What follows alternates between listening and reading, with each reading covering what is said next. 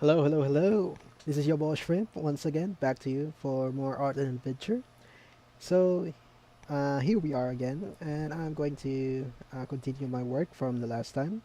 There's not a lot of things that I could talk about because mostly that we're going to continue what we have started from a few days ago. As you can see here, this is my previous sketch for my base for the characters that I'm about to sketch over here. Mm. I'm still not sure what will happen after all the sketches will be done. I'll see what I can cook up with this format. But for the very first one, we're going for an ogre here. Ogre or orc, I'm not very sure. But the very muscular build and kind of short legs, but big arms. Next will be the fat boy, and yeah, so on and so forth. So I will continue with this sketches. But for about the story for today, okay. So we're back in uh, the dead mage who doesn't want the fourth time again. Now in chapter 58. So from the last time that we left off, Vandali and his gang is preparing for war against the enemies, but they're not very worried. Most of them are very chill about it. If they're discussing uh, war tactics while doing making mayonnaise at the same time, it's if that's not chill, I don't know what is chill. So yeah, it's gonna be very amazing because I have the feeling that they would really definitely have an upper hand because it just goes to show how much they're very relaxed in this kind of situation. But let's see what will happen. So yeah, okay, let's not prolong it anymore and start with this stream of me drawing and you listening to stories about the dead mage who doesn't want a fourth time. So yeah, I'll talk to you again later. And also, sorry if I blast you guys sometimes with my music. I didn't realize how much the volume is not yet adjusted to OBS. So I'm sorry about that. But I'm adjusted it right now. Hopefully that it was proper.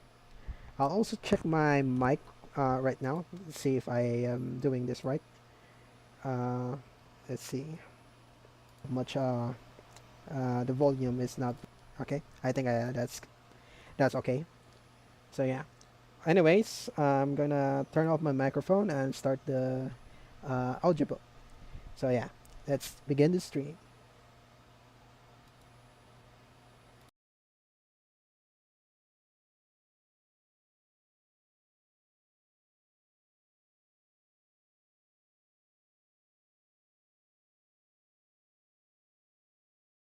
Chapter 58, The Toiling Soldiers and the Eclipse King.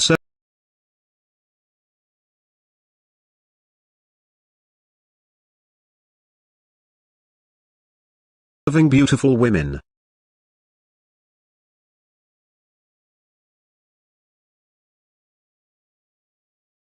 Chapter 58, I'll bet on into The Toiling Soldiers and the Eclipse King.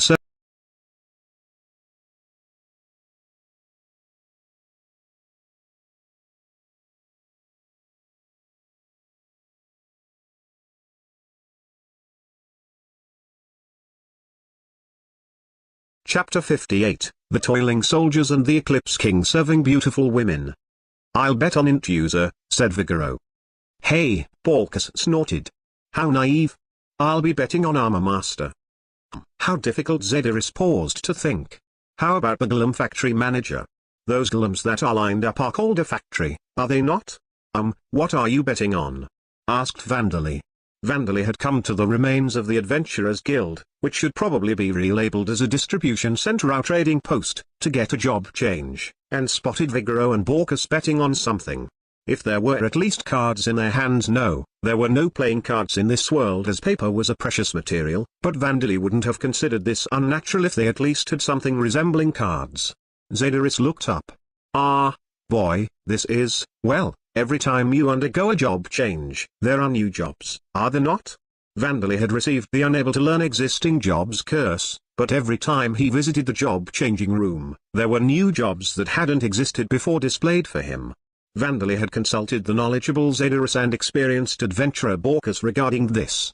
Of course, as the jobs hadn't existed before, they could offer no knowledge on the jobs themselves, but he could ask them to make guesses on jobs that were similar to existing jobs. Incidentally, after his coronation ceremony, Vandali had explained his circumstances to everyone in Taylorshire. The ghouls, undead titans and even the cemetery bees and immortalents.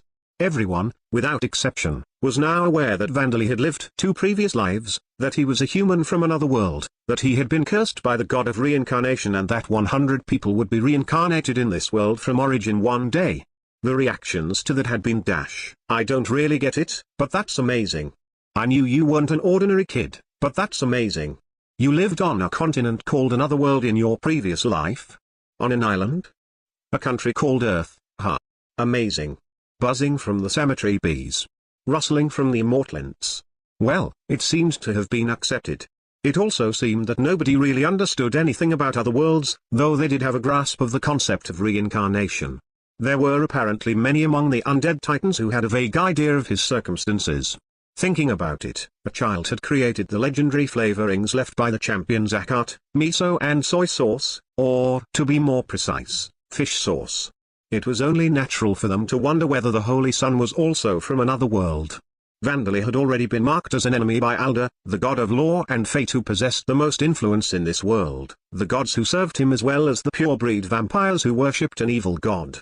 An unknown god named Rodcorti had cursed him, but even Rodcorti was apparently just another god to add to the list of enemies, so it wasn't considered surprising. What a reliable and happy response. Leaving that aside, what would happen with Vandali's job? So we are placing bets on what job will appear for you next, Zedorus told him. Leaving aside which job you'll actually choose, kid, there's going to be new jobs that you can actually change to, right? Said Borkus. What do you think will appear? Asked Vigoro. Vandali looked at them. New jobs are normally discovered once every few decades or centuries, if I recall. Right after the Age of the Gods was a turning point in this world when new jobs like knight and soldier were discovered one after another. However, as time went on, the discovery of new jobs became more and more infrequent. That was why each guild, including the Adventurers Guild, offered a cash reward to those who discovered new jobs. But you know, you've been discovering new jobs one after another for the past 2 years, haven't you, kid? Borkus pointed out. That's why we thought that there would be more new jobs, said Vigoro. Don't get angry at me if there aren't any new ones, okay? Vandali told them. So, boy, what kind of new jobs do you think there will be? Zedorus asked him. Vandali gave Zedorus's question a little thought before answering. Tree planter, perhaps? Vandali was probably the first person in Lambda who had created ints from seeds, so this was the answer that he had come to. He was also continuing to plant trees found in the dungeons and devil's nests and turning them into immortal ints. Tree planter? There are already people doing that in human countries, said Borkus. Not that anyone has a job for it. Eh? Really? Vandali asked. In Earth's history, deforested areas had often been left as they were, causing an increase in bare mountains and wastelands in areas with dry climates. But it seemed that people planted trees in Lambda. Yeah, apparently it began from people planting trees in the lands destroyed during the battle between the champions and the Demon King, Borkus told him. It seemed that even Bellwood wouldn't have advocated to deny the planting of trees and insisted on waiting for the greenery to recover naturally. But perhaps the champion Suzuki had been a radical advocate of nature conservation on Earth. This might explain why he had allowed afforestation while forbidding technology from another world. Well, it was certainly possible that afforestation had been occurring prior to the Demon King's appearance and there were simply no records of it remaining. So, what are you actually betting? Asked Vandali. As there was currently no currency being used in Taylorshire, the trading of goods was being done through bartering.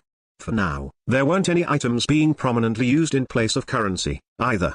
Vandali thought that food was probably the closest thing there was. I am wagering fern tea, replied Zedorus. My bet is dried and salted ammonite, Vigoro declared. Mine is the meat I took off a noble orc before, said Borkus. You can hunt quite a lot of them in Barajan's Fall Life Mountain. Vandali decided to make his own wager. Well then, I'll bet some honey that there won't be any new jobs. Boy, why is your wager so pessimistic? Asked Zadyrus. If good things continue for too long, you never know when your good luck is going to run out. I'm scared of that, Vandali told her. With those words, he departed for the job-changing room. Jobs that can be selected: Soulbreaker, Venom Fist user, Insect user, Archenemy, Zombie Maker, Tree Caster. Despite Vandali's expectations, there were two new jobs. Zombie Maker and Tree Caster. I suppose Tree Caster is Red Kijutsushi. I'm sure that's because I've made immortal ints from seeds and branches and every other part of a tree possible, but it seemed more like being a magic performer. In Lambda, they weren't known as magicians, but as magic performers who made their living as entertainers at parties or as street performers. Was it a plant monster version of the tamer job plus something that made it easier to create plant monsters? However, unlike undead and insectoid monsters, it should be possible to tame plant monsters normally. Well, Vandali would think about that later. The more mysterious one was the Zombie Maker job. Gubberman and Turnisha, pure-breed vampires who created and controlled undead with the divine protection of the evil god of joyful life, had existed in this world for 100,000 years. Vandali had thought that they would have already discovered and acquired jobs such as Zombie Maker or Ghost Mage. Could it be that they haven't acquired jobs or can't? Vandali wondered. Perhaps they had become too much like monsters and lost the ability to acquire jobs when they began worshipping the evil god. Vandali made this guess with no evidence, but as Eleonora didn't know the race titles of the pure-breed vampires, it was impossible to confirm this. Vandali would leave finding this out for another opportunity. For now, leaving aside the fact that he had lost his bet, the question was, which job should he choose next? But, for improving our fighting strength as a whole, it would be insect user or tree caster. But Riley, a former companion of Heinz, is going to be among the army coming in spring. Vandali wasn't thinking that he would kill Riley by his own hand at any cost. Even if there was an opportunity to do so, if it would cause strategic problems, he would give up on the idea without hesitation. He firmly believed that everyone would be capable of taking revenge for him. However, if the reason for him giving up on killing Riley personally was his own powerlessness, it was a different matter. Vandali wouldn't be able to stand that. I'll choose Soulbreaker. That was why Vandali selected the Soulbreaker job. The levels of the spirit form, Soulbreaker and long-distance control skills have increased. You have acquired the parallel thought processing and materialization skills.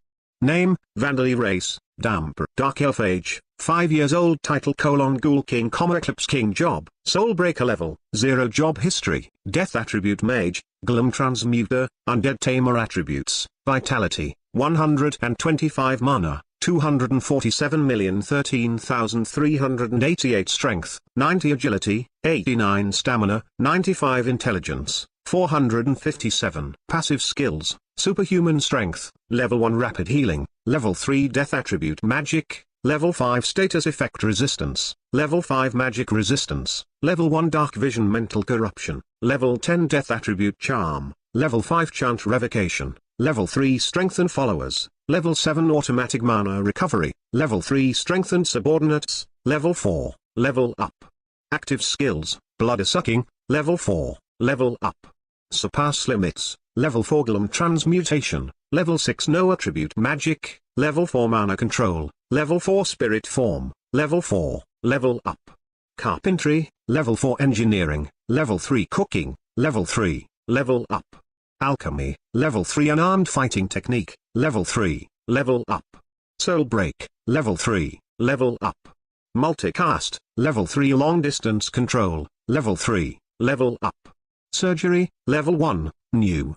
Materialization, level 1, new. Coordination, level 1, new. Parallel thought processing, level 1, new. Unique skills, Godslayer, level 1, curses, experience gained in previous life not carried over, cannot learn existing jobs, unable to gain experience independently. The moment Vandali changed jobs, his spirit form, long distance control and soul break skills leveled up as a result of the skill bonuses. It seemed that the Soulbreaker job granted bonuses to spirit-related skills. And he had acquired the parallel thought processing and materialization skills, but what were they? Vandali guessed that they were probably also skills related to spirits or souls. Vandali thought it unusual that his fighting ability hadn't increased as much as he'd hoped for. Should I have chosen Venom Fist user? Or maybe I should have just resigned to taking the archenemy job. Well, Soul Break was a skill that granted an additional effect to his magical and physical attacks. It would likely increase his ability to fight. Vandali consoled himself by telling himself this and left the room. He reported the results to Zedorus and the others who were waiting for him on the first floor and treated them to honey. And then he headed for Borkus's subdragon savannah as he had been doing since last year. Though Winter's footsteps could already be heard and Taylorsheim was surrounded by mountains to both the east and the west, the sunlight was still strong in the afternoon. In the courtyard behind the royal castle was a stone monument to the sun giant Talos and the goddess Vida, and this was the spot in Taylorsheim that was said to receive the most sunlight. In fact, the sunlight was very strong in the courtyard for some reason. It was as if it was summer. It was possible that the stone monument to Talos and Vida was the cause of this. Hick. Th there. It's so deep. It's hot, it's like my body's burning. I can't take any more, don't pour any more into me, it's going to overflow. In that courtyard, there were beautiful women gasping for breath with their skin exposed. I can stop any time, Vandali said to the four beautiful women Balder, Bastia, Eleonora and Kuka. What a tempting sight, he thought. They weren't doing anything particularly moral or flirtatious. There was a reason for this. No. Eleonora cried. I can still keep going. White smoke was rising from her white skin, but this had all began when she said that she wanted to acquire the sunlight resistance skill in preparation for the war in spring. Sunlight, silver and light attribute magic attacks are universal weaknesses shared by all vampires. The status effect resistance skill does not offer them any defense against them, and skills like sunlight resistance and silver resistance cannot be acquired.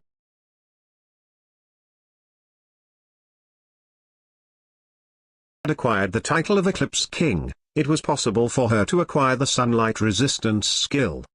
The Mage Shield Nation's expedition army that would approach in the spring would surely attack during the day. No human would dare fight during the night, knowing that their foes were monsters that could see in the dark. There would probably be vampire assassins mixed in among the expedition army's forces, but they would cover themselves with a thick coat or full plate armor in order to prevent the sunlight from reaching their skin. There would be nothing more conspicuous if they were to do this in the middle of a town, but among the expedition army, they wouldn't stand out at all. Also, the vampires would likely participate in the expedition posing as the private forces of noblemen or as mercenaries rather than as part of the regular army, so the fact that they wore different equipment from the regular army wouldn't cause any problems. Vandali had thought that it would be fine if Eleonora learned from their example and wore a heavy coat and veil or a suit of plate armor, but she was used to being agile in battle. Wearing some metal armor would slow her movements down only a little, but there was still time until spring, so she had decided that it would be better to acquire the sunlight resistance skill. And so, in this place where the sunlight was strong despite winter being close, she was busily sunbathing in order to acquire this resistance skill. The sunlight was burning her as she was dressed in a stimulating way, having only her chest and her waist covered by pieces of cloth. She was healing her burns with her rapid regeneration skill, and Vandali was supplying her with mana when she ran out. It was quite the Spartan training regime, but for some reason Eleonora had shown incredible enthusiasm at the idea. Vandali hadn't been spoiling her lately, so he had decided to let her have her way. And then Balder, Basdia and Kuka had passed by, resulting in the current situation. Of course, as ghouls, they had no need to acquire the sunlight resistance skill. They were simply training in magic while having Vandali supply them with mana. But Vandali, your spirit form, hands are rubbing me, in stiff spots, Balder mumbled. That's right, said Basdia. Since you keep pressing those things you call acupuncture points, we can't help but let out strange noises, Van. For Balder and Basdia, Vandali was not only providing them with mana, but also giving them the same spirit form massage that he had once given Terra as their bodies had apparently grown stiff with fatigue recently. He was using spirit form transformation on his hands, sinking them into their bodies and directly stimulating their stiff muscles and acupuncture points. He was effectively a low-frequency massager that was conscious. And are there these acupuncture point things in places like this as well? Basdio asked in embarrassment. There are, replied Vandali. Acupuncture points are found in places like the top of the head and the soles of the feet, but there are also many in places that people of the opposite sex might be hesitant to touch. Vandali was saying, I'm going to press the acupuncture point here, and pressing the points in such places. He was carefree about it because his hands had undergone spirit form transformation and had branched out into tentacle-like shapes, so he couldn't feel the sensation, warmth or softness of their skin other than being conscious that he was touching a living creature. I see, then it's fine, but, of course, he wasn't trying to sexually harass Basdia, so he wasn't touching her or pressing her in persistent ways. Incidentally, in origin, where science and magic had coexisted, Qigong had been acknowledged as a form of magic. Eastern medicinal techniques such as pressing acupuncture points, acupuncture treatment and moxibustion were as well researched as Western medicine, and were widely used. As a result, Vandali had been thoroughly subjected to experiments to see whether death attribute magic could be applied to Eastern medicine. If he used spirit form transformation to examine a creature's body, he could intuitively feel the locations and effects of acupuncture points in the creature's body. Because of this, he had a clear understanding of the locations and effects of ghoul-specific acupuncture points that didn't exist in humans. Applying death attribute magic to Eastern medicine apparently hadn't had much success in origin, however. It isn't that I dislike you touching me, Basdia said hastily. In fact, I'm happy, but I'm just perplexed when you're suddenly so assertive. No, it's not really a matter of being assertive or not, said Vandali. Of course, it's not that I don't want to touch you, Basdia. This was a massage. It was rather difficult to describe as Vandali's hands had undergone spirit transformation and branched out into tentacles, but it was still no more than a massage. There was no lewd meaning behind it. Kaka was breathing heavily. Van, you gave me too much mana. Vandali was doing nothing but supplying her with magic, but this was how things were. But I only transferred you a small amount, you know? Vandali told her. That small amount is too much. My maximum mana pool is less than 200, isn't it? Kaka, who had undergone a job change to apprentice mage, had a maximum mana pool of less than 200. Ghoul women had an aptitude for magic, so Kaka's mana pool was a little smaller than average, but it was greater than the average ghoul man's mana pool. This was probably because of the fact that she had once been a human, and that she had once been an adventurer in a frontline role on the battlefield. Frontline fighters like warriors and knights have less mana than those like mages who fight from the back. However, they have higher attribute values for vitality, strength, stamina and agility to compensate for it. Unlike mages, the mana of frontline fighters is not consumed unless they use martial skills, so this is only natural. In fact, those with more mana than vitality wouldn't choose to fight at the front. Kaka had been a frontline fighter, and the way her attribute values increased when she became a ghoul had been influenced by that.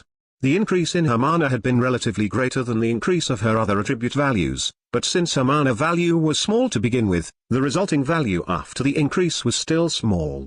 She had undergone a job change to apprentice mage with this small mana pool, but because her mana was lacking, she couldn't practice magic enough and she was finding it quite difficult to level her skills up. That was why Vandali was accompanying her and providing her mana for her to practice, but the problem was Vandali's senses. A small amount of mana for Vandali, whose mana pool was over 200 million, could be in the tens of thousands. 200 would be a fraction of a tiny pinch of mana for him.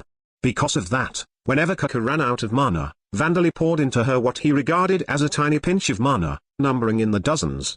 Nobody could blame Kaka for gasping and saying that she was overflowing. That's true. But there's no harm to your body caused by the overflowing mana, is there? Asked Vandali.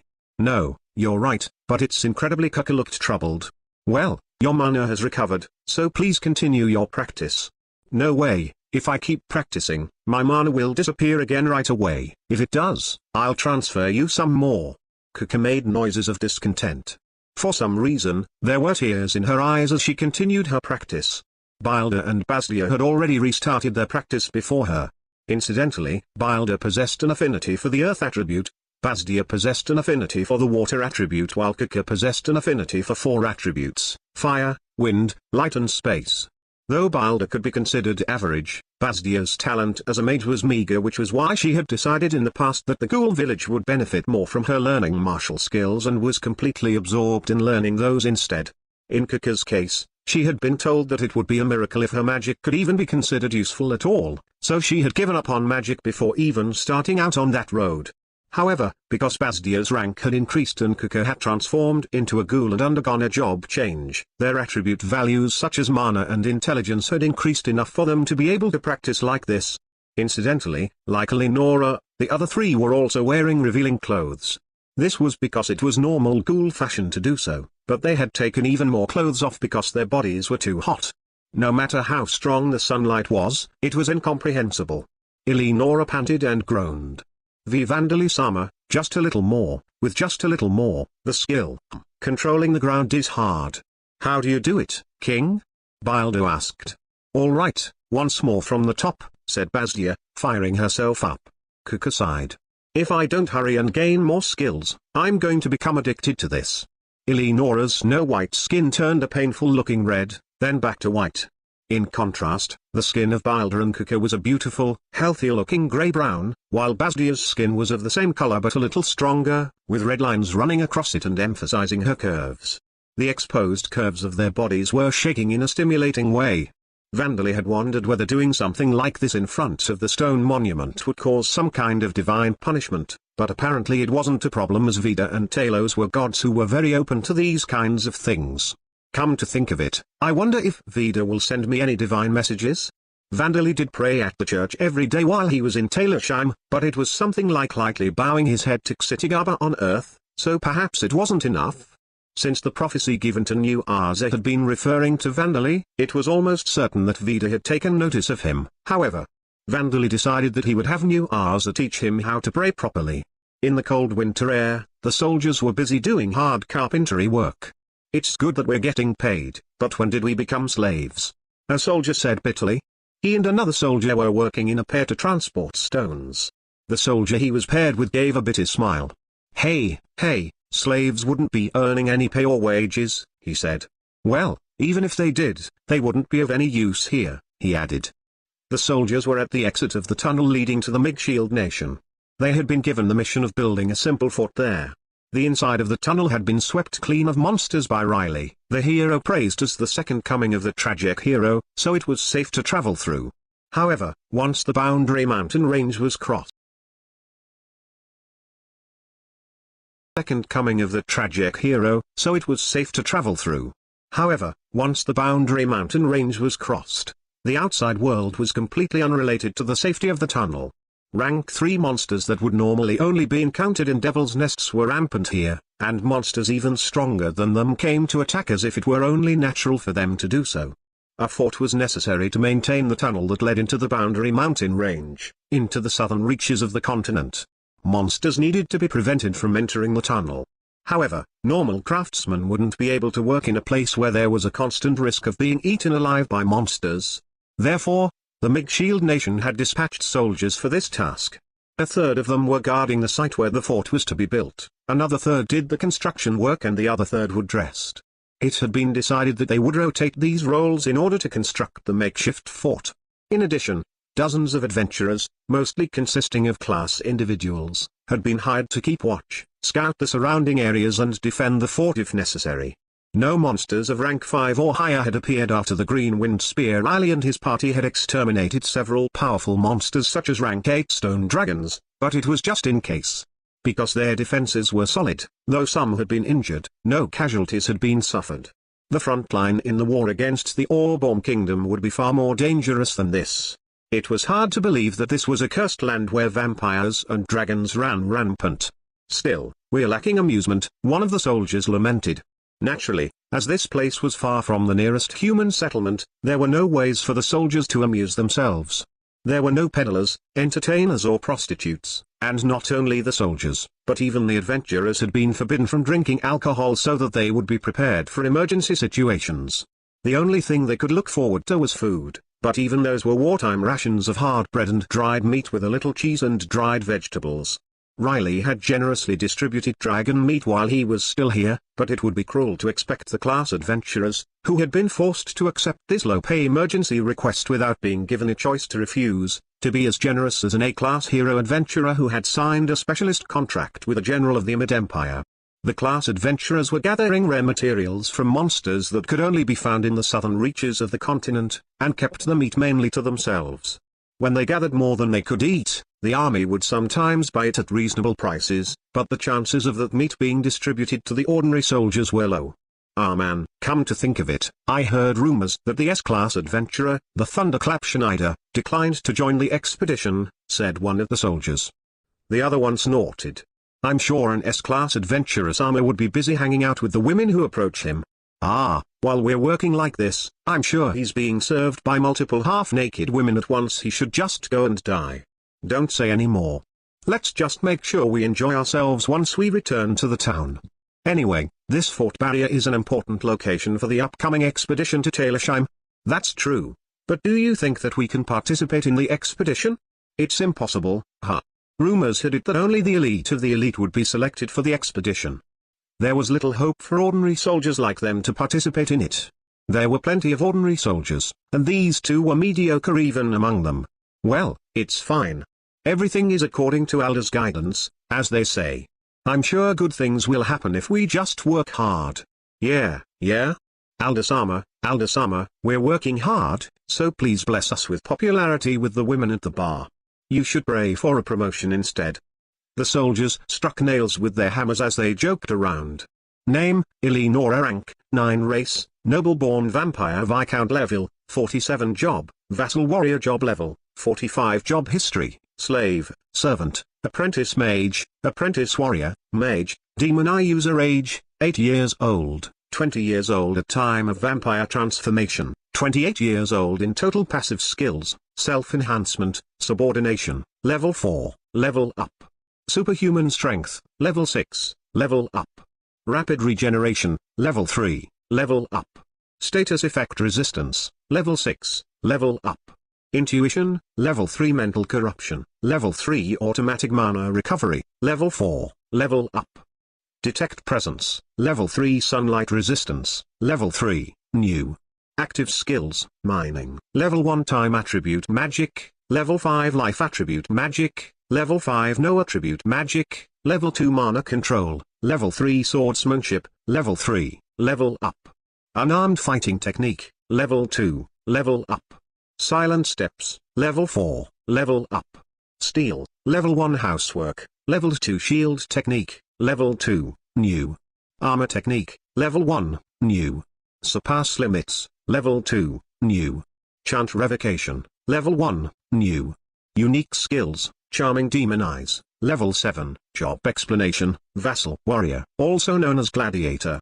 The owners of this skill can be referred to in various ways, but this is a job that can be acquired when one gains close quarters combat skills while being in a slave-like social position, and the job owner's master grants permission for this job change. The slave-like social position is determined not by social structure or the job owner's mental state, but by a worn sign such as a subordinate's collar or one engraved directly into the job owner's body such as a tattoo or brand that acts as proof of subordination. The bonuses to skills are fundamentally the same as the warrior job, but it also grants a bonus to the acquisition of skills such as surpass limits, robust health, enhanced muscular strength as well as self-enhancement, subordination, a skill that increases attribute values when acting as a subordinate to another individual. But unlike the warrior job, there is no bonus for skills such as the armor technique skill, so it is not a job suited for shield bearers. Chapter 59, The Eclipse King is cursed by the Marshal. Talersheim's total fighting strength was quite different now compared to the time when Vandali was just approaching his 3rd birthday. Vandali himself had grown strong, but more importantly, those around him had also grown stronger as a whole. The only ghouls remaining at rank 3 were workers like Terra and those of the newly born generation. Most of the rest, including those like Bilda and Kuka, had become rank 4 individuals with race titles such as warriors, grapplers, archers and little mages. Many had reached rank 5, becoming ghoul barbarians, ghoul heavy warriors and ghoul grappler adepts. They were developing incredibly quickly compared to regular ghouls. Though the undead titans had developed very little in the past 200 years, they were now commuting to the dungeons day and night, and most of them had at least increased their ranks by 1. Braga and the others were also developing at a hectic pace. In addition to them, the 3rd city wall was a stone golem, and the cemetery bees had doubled in number. And though they could only be used in a defensive battle due to their limited mobility, there were around 100 immortal ints. Those who could be called Vandali's personal guard don't even need to be mentioned. There was one girl who raised her beloved mace, refusing to be overshadowed by the others. You can't do that. Eh? Even if you make that surprised face, you can't, Vandali said to poor Veena, who was holding a stone mace that he had made for her after she had pestered him. I'm not a kid anymore. No, you're only 2 years old. You're only 5, Van, and you're smaller than me. Age and body size isn't the problem. Poor Veena, now 2 years old, was far larger than Vandali when it came to body size. Not horizontally, but vertically. Not only was she large, but she had high attribute values. Her abnormal strength value in particular wasn't something that an ordinary person could compete with. If someone were to have a serious arm wrestle with her, it was fairly likely that their bones would be broken or their hand would be crushed. In regards to her strength, Vandali had sacrificed his own body to raise her, so it was apparent that she could do that without any problems. Then why can't I?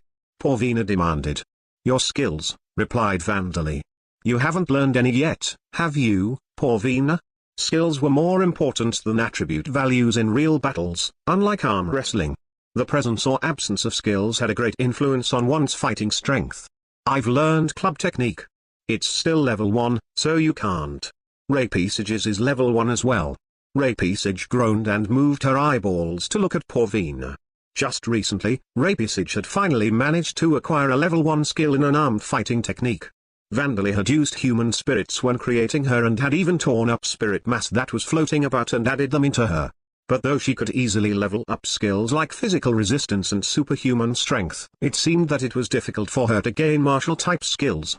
But as her skills were leveling up, her fighting strength would certainly be increasing. She was still rank 4, however. Also if Rapisage gets injured, I can just replace her parts, but I can't replace you, can I, poor Veena? Indeed, Rapisage was a patchwork zombie that Vandali had created by sewing together multiple corpses. Even if her limbs were broken and her head was cut off, he could cut parts off suitable corpses and sew them back onto her, and then she would be back to normal. For some reason, not only poor Veena, but Rapisage seemed depressed at Vandali's words as well. Perhaps she was hurt by being told that it was fine for her to become injured. Vandali realized that he could hurt others without being aware of it. He reflected on his actions and words, and decided that he would make it up to Rapisage with some mayonnaise later. But right now, poor Veena was the issue at hand. Poor Veena was Vandali's. It wasn't clear if she could be called his daughter, but at the very least, she was like his little sister. He was hesitant to bring her onto the battlefield and risk her life. She was only 2 years old, after all. Poor Veena, I'll bring you to fight in wars or dungeons when your skills reach level 5 or when you become an adult. So make sure you train yourself until then. As Vandali told her this, he handed her a late birthday present. It was an iron mace to replace the stone one she had been using up until now. Can I really use this? Poor Veena's face lit up in excitement the moment she saw it, and for some reason, Rapisage seemed happy as well. Yeah, you can, said Vandali. It's a present, after all. Thanks. My stone mace was hard to use because it was too light. Poor Veena happily started giving the iron mace a few practice swings. Vandali gave a satisfied nod as he watched her. He thought of poor Veena as his younger sister, but that was exactly why he thought it was his duty to raise her to be able to beat 10 or 20 ordinary soldiers to death. This world was harsh for those of Veda's races like Vandali, and there was a high chance that those who believed in Elder would consider poor Veena to be on Veda's side if they learned of her birth. That was why poor Veena needed to become strong. Poor Veena grunted as she swung her mace around. But why was Rapisage also happily swinging her empty fists in the air as well? As this question perplexed Vandali, he suddenly realized something. Rapisage was imitating poor Veena and learning from her. Come to think of it, children like imitating their older siblings, don't they? It seemed that there was no need to make an effort to make more mayonnaise for now. How to pray to the goddess? What are you saying, Holy Son? Are you not already sufficiently adhering to Veda's teachings? This was New Arza's response when Vandali visited him with concerns. Vandali had expected that being baptized or using a proper praying method might cause Veda to send him a divine message, so this response was surprising. In all honesty, Vandali had no recollection of praying to her properly at all. Though he had rebuilt the Church of Veda, he never went to it other than short visits with everyone before going into a dungeon. Please give me a detailed explanation, Vandali requested. About Veda's rules, or her doctrine, or something. The doctrine of Veda, the goddess of life and love, is simple, said New Arza. Celebrate life and love others. There are various smaller details, but even so, they are not what would be called rules. Simple teachings like, don't put your life to waste, and, treat your family, friends and lover with care, apparently formed the foundation of Veda's doctrine. There were various derivations from those fundamental principles. For the life side of things, there were things like, don't waste any food in your meals, share your food with the hungry, and, give short words of thanks before and after each meal. When New Arza had said that Vandali was adhering to Veda's teachings, he was referring to these, which Vandali had been following. Japanese was spoken in this world. That was why Vandali had been using the Japanese habits of saying, itadakimasu, and goki sozuma, without even thinking about it, and he generally ate anything without being picky. And he was sharing his food with others in the form of the new flavorings that he had created, which were being distributed to everyone. Ah, I am indeed following them, said Vandali once he realized this. However, the doctrine was strangely similar to Japanese culture. These tendencies were probably present to begin with, and the doctrine might have grown even more similar to Japanese culture after Zakat's arrival 100,000 years ago. But the love part was not very similar to Japanese culture. It seemed that the goddess had quite an assertive nature. What about ceremonies? Asked Vandali.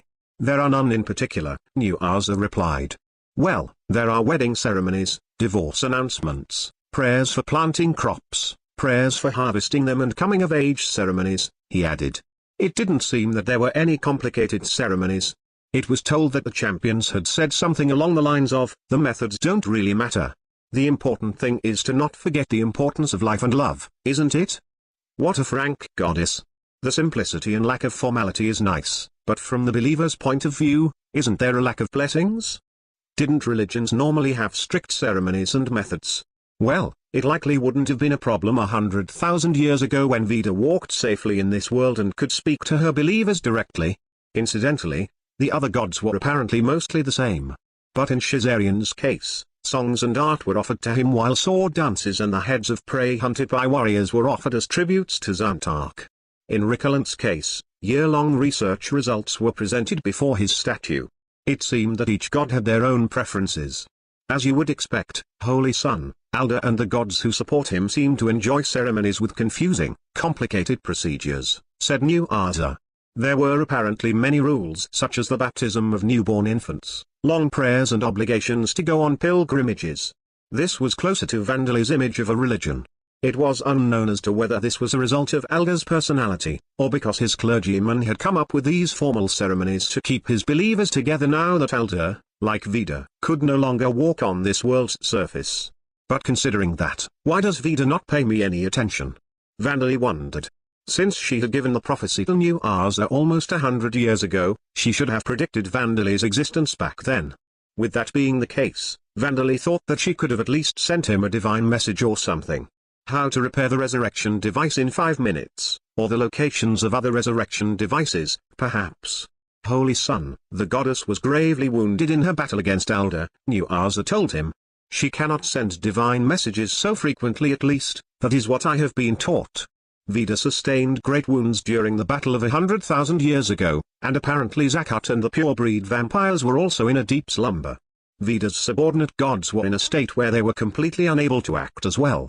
Veda's new races had been growing smaller in number due to Alda's influence, leaving her with few believers. This was just what New Arza had heard from scholars from the Orborm kingdom who had visited Talersheim for research purposes, however. And apparently talent was also needed in order to receive a divine message. With no talent, one would only receive a part of the divine message or it would not remain in the recipient's memories at all. For example, if a god sent a divine message of, the man named A is connected to the evil gods, so he is dangerous, if the recipient was not talented enough, the only thing he would remember would be, A, danger. And then the situation would be complicated as it would be unknown as to whether A was a dangerous person or whether danger was closing in on A. Well, it might just be that there isn't anything she could tell me through a divine message, Vandali concluded. It was possible that Veda thought that even if she told Vandali how to repair the resurrection device or the locations of other resurrection devices through a divine message, he wouldn't remember any of it. But you should be able to acquire the goddess's divine protection one day, Holy Sun, said New Arza. That would certainly make me feel a lot better, Vandali whispered as he looked up at the cold winter sunlight. Spring was close. Soldiers, knights, adventurers. If one were to ask which would win in one-on-one fights disregarding race and sex differences, the answer would be adventurers. It was the jobs of the soldiers to protect the public order of their nations, fight on the battlefield during times of war and risk their lives to protect the towns when large groups of monsters went on rampages. With the guards of Mage who only borrowed armor and helmet for bragging rights, soldiers who were not temporary conscripts but formally employed by the army first underwent a job change from apprentice soldier to soldier. These jobs were more or less inferior equivalents to the apprentice warrior and warrior jobs. The only aspects in which they were superior was their ease of leveling and the bonuses to the acquisition of the coordination and enhanced attribute values, under command skills. However, these skills were meaningless when used alone. The reason that soldier was an inferior equivalent to warrior was because soldiers, unlike adventurers, didn't fight frequently. Even if they did uphold the public order, they didn't fight life-threatening battles against criminals every day, and if a town were in a situation where monster rampages occurred multiple times a year, their lives would likely come to an end anyway. Even if one included the skirmishes between the Amid Empire and the Audiobooks Kingdom that had been ongoing since their foundation, wars only happened once every few years. They trained every day without fail, but they had much less experience in real battles compared to adventurers. That was why the soldier job was inferior, but easier to level up. As knights were expected to possess greater fighting strength than soldiers, their jobs were more powerful than the soldier job. They would begin with apprentice knight, then proceed to equestrian. Once they were knighted, they would become true knights. However, not just anyone could become a true knight. Talent was indeed required, but no matter how skilled one was, being hired would be impossible without the trust of a noble family. Knights were also a main source of public order, but depending on the individual, they could also be lords of small regions such as villages. As such, they spent more time doing desk work than soldiers, and they were more often injured during training than in real battle. The average regular soldier would be considered E-class by the Adventurers Guild, and equestrians would be similar to them. True knights were said to be equivalent to above-average D-class adventurers. Thomas Palpapek smiled as he recalled the above information. Anyone witnessing this smile would certainly feel goodwill coming from him. It was a gentle smile that would leave a deep impression. I'm quite good at keeping up appearances, though I do say so myself. On the inside, he wanted to vomit and scowl fiercely, as if he had swallowed a swarm of bitter bugs. It was still a season where sunrises and evenings were cold, but as Thomas looked upon the army that the warm spring sunlight was shining upon, he realized that his meager plan had half succeeded and half failed catastrophically. This was Mage, the Mage Shield Nation's royal capital. A departure ceremony for the expedition army was taking place here. The Mage Shield Nation would address the expedition army, and the Amid Empire's supreme commander, General Morvid, would promise military success. Cheshire was second in command. He was the second son of the Ligston, the current marshal. Morvid and Cheshire would receive blessings from the high priests of Elder, march around in a parade and then depart. The proud face of General Morvid, the fresh smile of Cheshire, and the face of the green-winged spear Riley, who was being introduced by the king as the second coming of the hero, were most unpleasant. But there is nothing I can do now. General Morvid had brought several dozen imperial guards from the Amid Empire. There were 30 or so priest warriors, led by the renowned vampire hunter, High Priest Gordon. And the rest of the army was 6,000 of the Mage Shield Nation's prided elite. They were elites even among soldiers, having undergone job changes from soldier to jobs such as archer, cavalryman and heavy soldier. If they were adventurers, they would be D-class. They were capable of exterminating rank 3 monsters alone, and they showed even greater fighting strength when battling in groups. The knights were all at least true knights, and most of them had undergone job changes to guard knight, holy knight or superior knight. They would be equivalent to class adventurers, and they possessed enough strength to be able to defeat rank 5 monsters on their own. They were normally held back as reserve troops, the Mage Shield Nation's trump card. They were the final line of defense to protect the nation when the Audiobooks Kingdom conducted surprise attacks that soldiers standing by at forts couldn't deal with, or when large groups of monsters suddenly appeared and went on a rampage. There were 6,000 men here. They were joining an expedition in order to risk their lives in battles that would yield no benefits for the Mage Shield Nation. Even a single one of their deaths would be a great loss. They were not men who could be lost in exchange for cleaning up a worthless stain on the Mage Shield Nation's history, nor could they be compared to the life of a single damp. Thomas Palpapek's plan had half succeeded. As the A-class adventurer Riley and his self-made party were participating in the expedition, as well as the vampire hunter, High Priest Gordon, the number of men participating in the expedition had been reduced to 2/3 of what had originally been planned. However, in high spirits due to the heroes' participation in the expedition, the king had said, "Our dignity as a military nation would be lost if we do not provide our elite forces," and dispatched 6,000 of the nation's most elite troops. "Oh my, what distinguished personnel we have gathered here, Earl Palpabek." "You are absolutely correct, Viscount Balches," said Thomas in response to this comment. "Yes, you're damn right, Viscount Balches." Saying the same words in his mind as with his mouth, though with a completely different tone, Thomas maintained his composure. Viscount Balches hadn't done anything wrong. He would have been a fool to not extend his hand at the chance to make his own land prosper, and he wasn't knowledgeable when it came to conspiracies and military affairs. Other than his skills when it came to economics, he was an ordinary nobleman. In any case, he wasn't in a position to be directly involved in this expedition. The most he was doing was helping with the transport of goods. "The expedition is great, but I hope that as many of the soldiers return safely as possible," said Balches. It was most helpful that he wasn't a foolish nobleman. Helpful for Thomas's sanity in particular. "Yes, they are important, capable people that this nation needs, after all," replied Thomas. They were the nation's elite. If they were regular soldiers, they could be replaced by training new recruits for a year.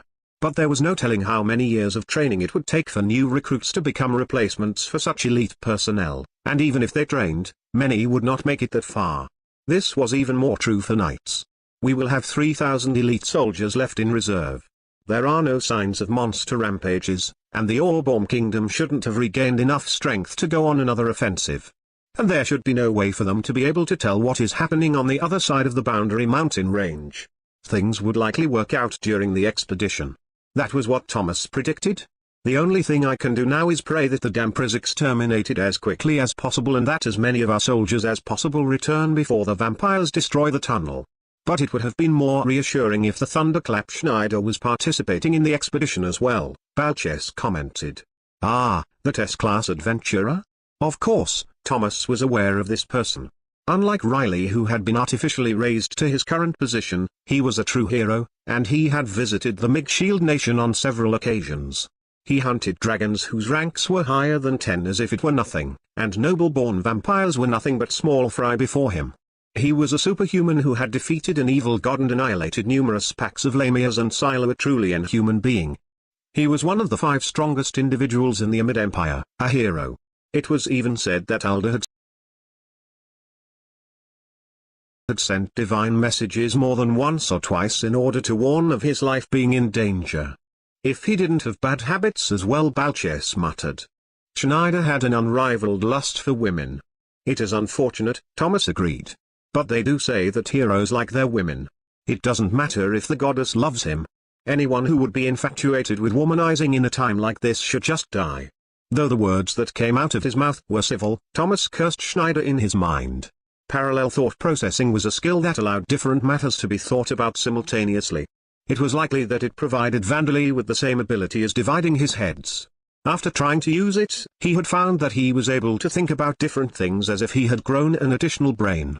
He would be able to use thought process A to solve mathematics problems while thought process B controlled his body in a boxing match. The number of thought processes wasn't limited by the level of the skill. He was able to have 3 or 4 at once. But the more the number increased, the more likely the thought processes were to fail when performing complicated tasks. As the level of the skill increased, it was likely that he would be able to perform more numerous, complicated tasks at once. Incidentally, when Vandalay used out-of-body experience to multiply his heads, his extra heads could also use parallel thought processing. "High power as usual," Zadiris commented. "Combined with the chant revocation skill, can you not cast multiple spells at once?" "I can," said Vandalay. "If I use multicast as well, I can cast currently 6 spells with one head." Even with the parallel processing skill to increase the number of Vandalay's thought processes, he only had one mouth, so he would normally be able to cast only one spell. However, with the chant revocation spell, there was no need to recite an incantation, so casting multiple spells simultaneously was possible. The multicast skill only added to that. And he could cast even more with the use of the surpass limits skill. "Would your mana not decrease if you do that?" asked Terra. Not particularly, though it is tiring, replied Vandali. Was it not likely consuming a large amount of the glucose in his body? For Vandali, who possessed a vast amount of mana, he wouldn't be particularly happy if his body's nutrients were the price to pay for using his skills, but if he used out-of-body experience and used only his soul rather than his body to use his skills, there would be no problem. As for what Vandali was doing right now, he was playing Shogai with Zediris and Terra as his opponents. Despite seeming simple at first, it is quite a strategically deep game, Zediris remarked. It seems like it would be quite enjoyable if one gets used to it, said Terra. Reversi had already become widespread, so Vandali had created a board and pieces for Shogai out of stone as another way for those in Taylorsheim to entertain themselves. He had considered chess as well, but since Japanese was spoken in this world, Shogai seemed more appropriate. Additionally, it seemed likely that everyone would soon become familiar with Shogai, as currently existing board games were far more complicated and difficult. And most importantly, Vandali himself was not very familiar with chess. He did remember the shapes of the pieces, how they moved and the basic rules of the game, however. But it was something that he had been forced to play for intelligence tests in Origin, so his knowledge of the game might have been different from the rules of the chess of Earth. There were pieces called mages in the game he knew, too.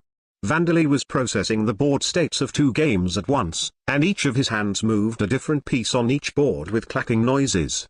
He was spending his time leisurely after having cleared a dungeon, but it was also training for his parallel thought processing. Come to think of it, how was the virus you created? Asked Zediris. Clack. It went well, Vandali replied. It only manifested symptoms in the dinosaurs and goblins that everyone worked together to capture alive. Click, clack. Then once you create a number of magic items imbued with sterilization, everything will be perfect, won't they? Said Terra. Click-clack. And then Vandali could see that it would be difficult for him to move and advance his pieces. I've been defeated, he said, exhaling quietly. Also, it's a rule that you have to declare when you are putting your opponent in check. Boy Zediris looked up at him. It is fine for you to be more frustrated when you lose, you know? Zediris, I've already lost 10 times in a row. I don't have any pride left. Like Reversi, Vandali had never played Shogai with someone on Earth. His only experience with Shogai had been in video games and playing by himself. Therefore, like in Reversi, he had become unable to defeat the rapidly improving Zediris, and though he had won against Terra 3 times, he had been losing continuously after that. Terra gave a small laugh. Well then, please go ahead. Well, it is a competition after all, said Zediris. There were rules in place where the loser of matches had to give massages to the winner. And though Vandali wasn't aware of this, the skill of giving others massages was not widespread in Lambda. Naturally, the concept of acupuncture points didn't exist. The wealthy and those who made use of high-class brothels knew of massages as anma, but they had no concepts of using acupuncture points, CI, needles and moxibustion. Thus, the massage columns that Vandali had placed in the bathhouses were plainly great inventions.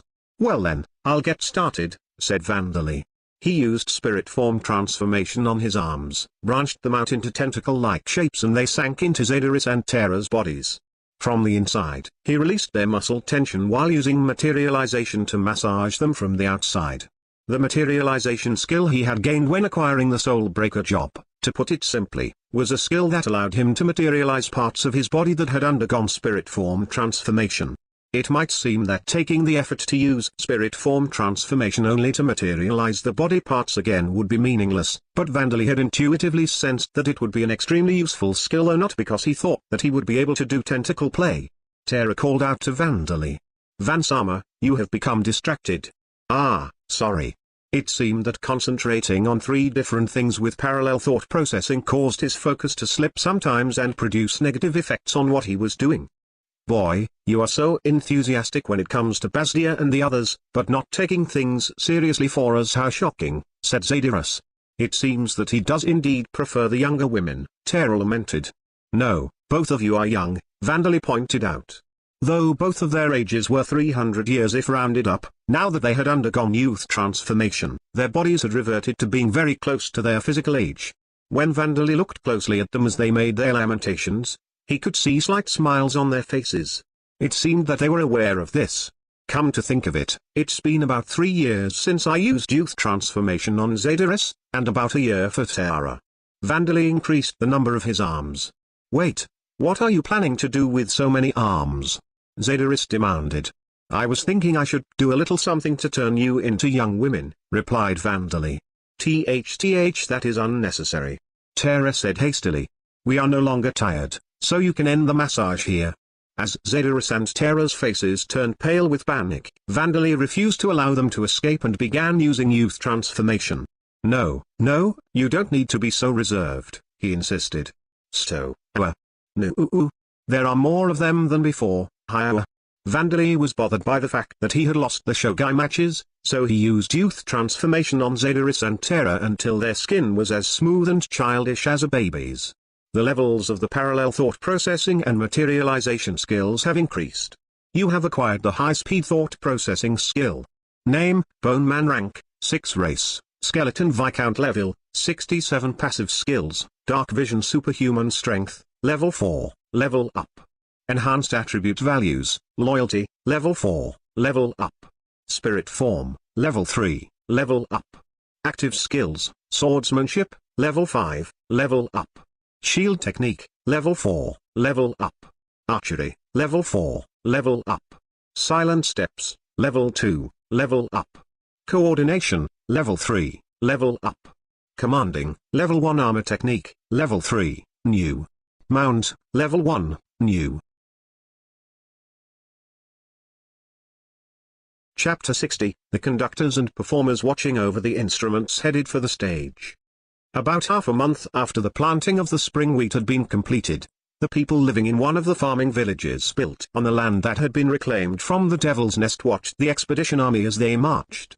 All of the villagers had bright faces, each one of them were cheering for the expedition army in their hearts. They were the sons born third or later in farming families, former tenant farmers and people who had been living in slums. By participating in Viscount Balches's land reclamation project, they had acquired simple houses in which they could live with their families and land that still possessed magical traces of the Devil's Nest, which had allowed it to produce crops from the first year. They had even been exempt from taxes. Even with this expedition happening, Viscount Balches's tax exemption plan had not been cancelled, nor had any of their food supplies been requisitioned. Of course, because the troops in the expedition army were only the elite, none of the villagers had been conscripted, either. If the expedition succeeded, the Mage Shield Nation would gain new territory beyond the mountain range, and the reclamation of that land would begin as well. If that happened, the crops produced by this village could be sold for use in that reclamation. The profits would be small at first, but by their children's or grandchildren's generations, their village would be a stopping point between the Mage Shield Nation and the new territory, and it could even develop into a town. Of course, if the expedition failed, the Mage Shield Nation's economy would enter a slump. But the villagers didn't doubt that the expedition would succeed. The soldiers were a collection of the Mage Shield Nation's finest. Even the second coming of the hero Mikhail, the Greenwind Spear Riley, as well as the vampire hunter Bormac Gordon, whose name was known across the entire Mid-Empire, were participating in the expedition. The expedition army's sights were set on Talersheim, where the Mage Shield Nation had once been victorious at the cost of significant casualties. They would recover Ice Age, the artifact left behind by Mikhail, and this time they would suppress Talersheim once and for all. These were the objectives that had been officially announced. The villagers had heard that the Boundary Mountain Range was a dangerous land, but with an A-class adventurer who could even defeat dragons and a high priest who had slain numerous vampires, the expedition army would be fine. Furthermore, Talersheim had already been conquered once before, 200 years ago. The fortress city would be in shambles now, and the enemy would be a disorderly gathering of undead and monsters. They would be no match for the group of Aldasama's priest warriors. There was no doubt that the expedition army would exterminate the fiendish undead and plant the Mage Shield Nation's flag upon Talersheim. These were the thoughts of not only the villagers of this reclaimed land, but also the thoughts of many of the Mage Shield Nation's citizens. Do your best. We're cheering for you. The expedition army headed for the Boundary Mountain Range's tunnel as they received the villagers' encouragement. A little over a month after the expedition army departed the royal capital of Mig, they arrived at the Mage Shield Nation's side of the tunnel in the Boundary Mountain Range. From here, they planned to spend 3 days traveling through the tunnel and then another week or so to reach Talersheim. Today, they would receive their last supplies at the simple fort barrier that had been built at the Mage Shield Nation's entrance to the tunnel and make sure the soldiers had plenty of rest. The tunnel had been completely cleared of monsters by Riley, but they would be marching while fighting the invisible enemy of claustrophobia. It was commonly known even in Lambda that spending long periods of time in complete darkness would produce psychological abnormalities. Of course, they would be marching while using magic items and lanterns to light the way, but if the soldiers were pushed too hard, a drop in morale would be inevitable. That was why they would be allowed to rest their bodies, drink alcohol and eat undried meat on the day before entering the tunnel. "So, what is the situation on the other side of the tunnel?" asked Gordon. All of the important figures in the expedition army had gathered in a tent, conducting one final war council before crossing the boundary mountain range. Because the fort barrier that had been built at the tunnel's entrance was small, it was more comfortable in this tent. The terrain is the same as it was 200 years ago. No matter how much the devil's nests have spread, it is not as if volcanoes or lakes will suddenly appear out of nowhere. But the roads cannot be used. Chazer Ligston, second son of the current marshal of the Mage Shield Nation and second in command in this expedition, pointed a finger at an old map as he answered Gordon's question.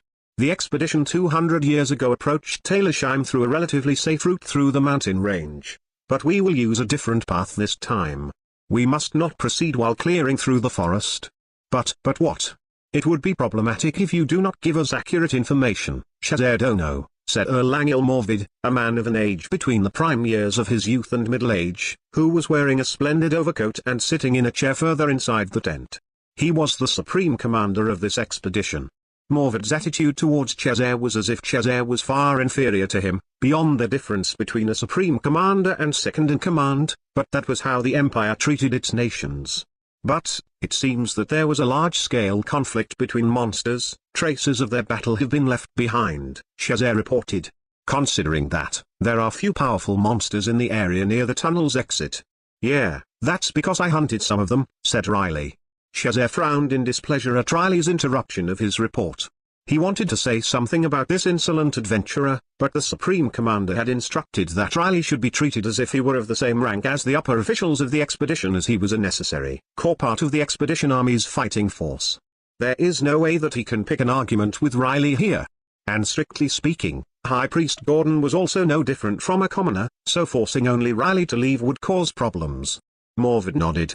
"Yes, thanks to you, we were able to hold out until the class adventurers were deployed. Keep up the hard work in Taylorsheim as well. Leave it to me, General. Even if dragons or whatever come at us, I'll slaughter them with my spear." Chazer and Gordon found it difficult to conceal their displeasure at the sight of Morvid and Riley smiling.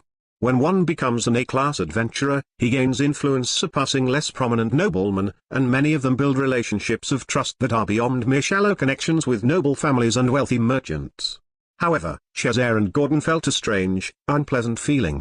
"I don't care if there are huge, unexplored devil's nests or whatever, I'm sure they're nothing special compared to the mountain range, which is the dangerous part that we are passing straight through," said Riley.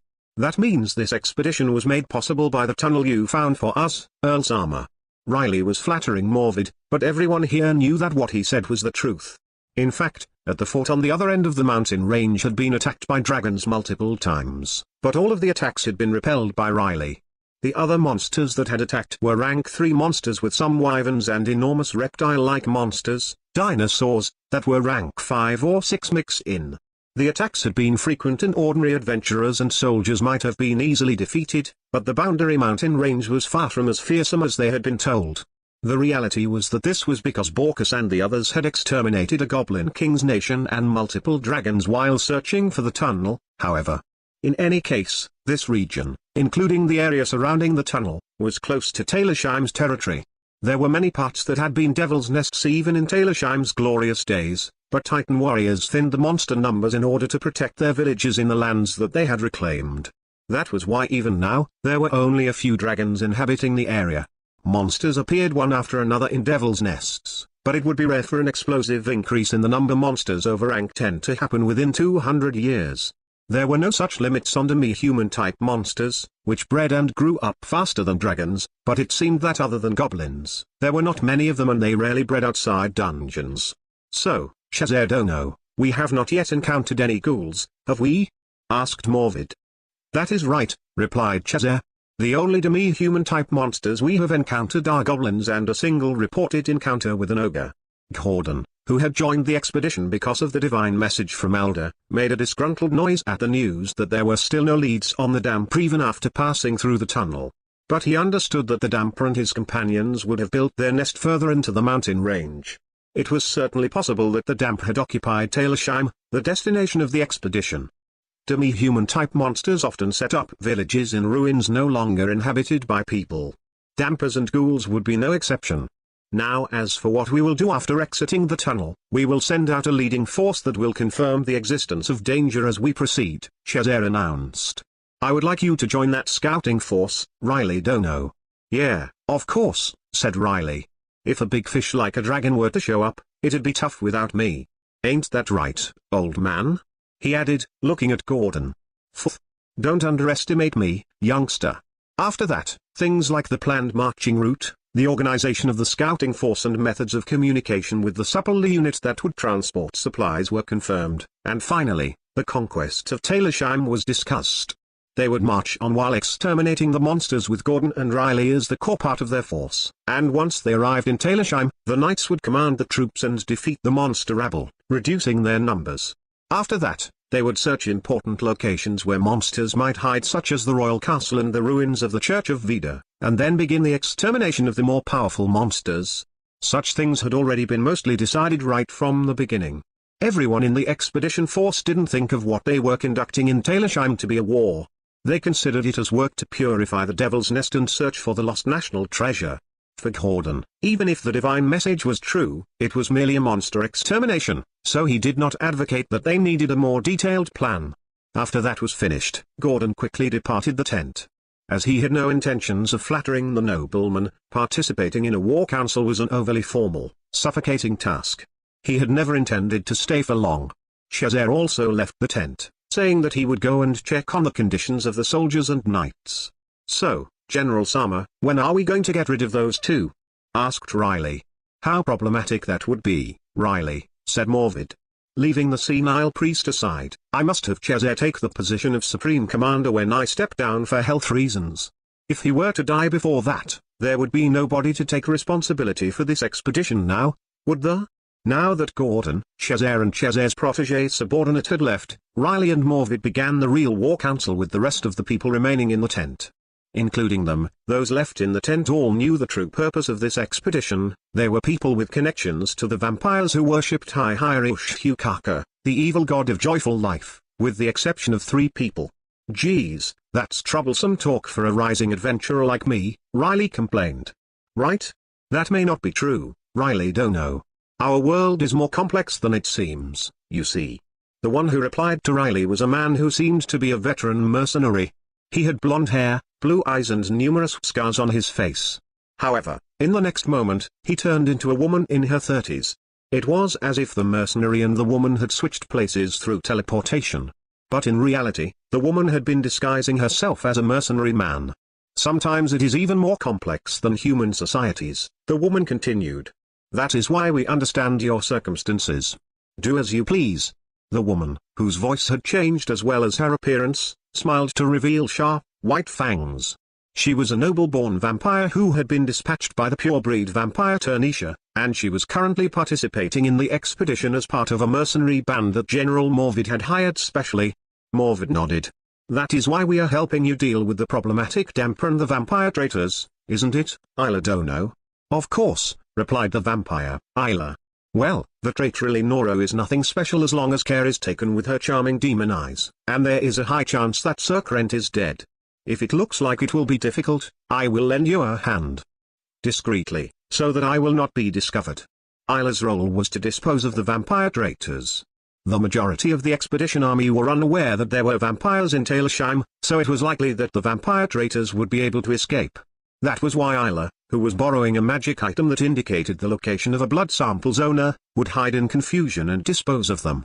She was also there to assassinate the evil vampire hunter during the expedition, and most importantly, she was a trump card to ensure that the damper, whom the evil god had even sent a divine message to command the vampires to slay him, would be disposed of. That is why Turnisha-sama has sent me here, she said. I am a vampire countess, one of Turnisha-sama's 5 strongest subordinates. Vampire Countess. A rank 10 vampire named after the court rank of Count. A-class adventurers would be needed to defeat such a vampire, and even that would only apply if the vampire were to stand and fight head-on. There was no small number of such powerful noble-born vampires hiding in Kyoji that were even more dangerous than lower-level dungeons, with many subordinate vampires in their command. As a result, these vampires were beings that could even turn the tables on a party of A-class adventurers. Even Gordon had never defeated a vampire count. And including the vampires dispatched by Burkine and Guberman, there were 30 vampires under Isla's command. The weakest of them were rank 7, and there were even 2 rank 9 vampire viscounts, only a single rank beneath her. They formed a large fighting force that would be sufficient to annihilate the entire expedition army on their own. Riley laughed. There's no need for that. That damn plot you're all so obsessed about, I'll get rid of it for you. Despite that, Riley regarded Isla and the other vampires to be no match for an A-class adventurer hero like himself, and sneered at them. He was telling them that the achievement would be his. Isla smiled, showing no signs of displeasure at this. I'm looking forward to it, Hero Dono. For her, completing her mission took priority. There was no use in being obsessed over something as worthless as achievements. If Riley were to kill the damper, she would be satisfied with that. But is that really all right? Morvad asked. As this is an expedition, we will be fighting in during the day. Battle would occur in a time of day where the sun, the natural weakness of vampires, would be in the sky. The vampires would have measures against it, of course, and the enemy traitors would be affected by it as well. But as Isla's side would be the attackers, they were at a disadvantage. Isla's smile widened as Morvad pointed this out. It is not a problem. And in any case, Taylorsheim is a city surrounded by mountains. You already destroyed the mercury mirrors left behind by Zakat for us 200 years ago, so the sun will set quickly. In Taylorsheim, which had now become warm and cozy, Vandali opened his eyes. He stared silently into the empty air without blinking. They're here. Those guys are here. The surveillance skeletons and undead set up around the tunnel saw bustling activity around the fort that had been built by the Mage Shield Nation. As Vandali switched his vision to the familiar he had dispatched, his lemur, he saw more people inside the fort than he had ever seen since coming to Landa. Several thousand. Their numbers were unlikely to be over 10,000, but there were at least 5,000. Are the vampires?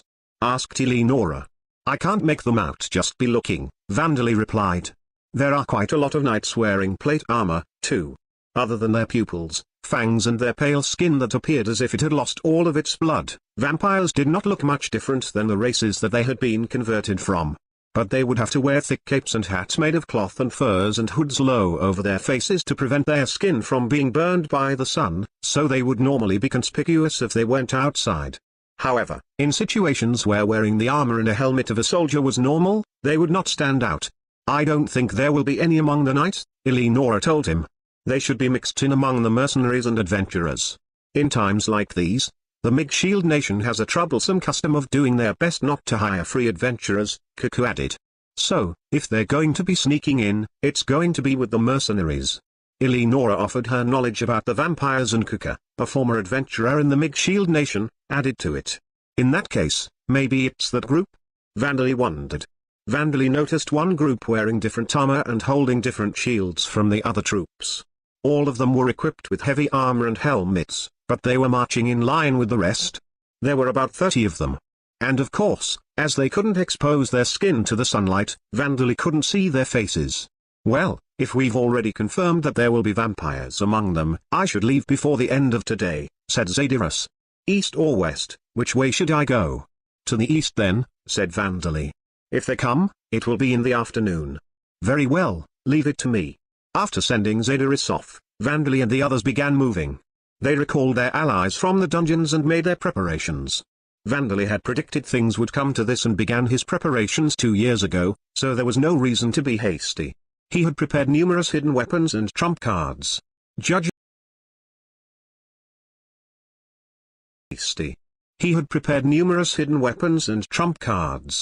Judging from the voices that Vandali was hearing, there was an expedition army of 6,000 approaching the city, but none of them felt any sense of despair.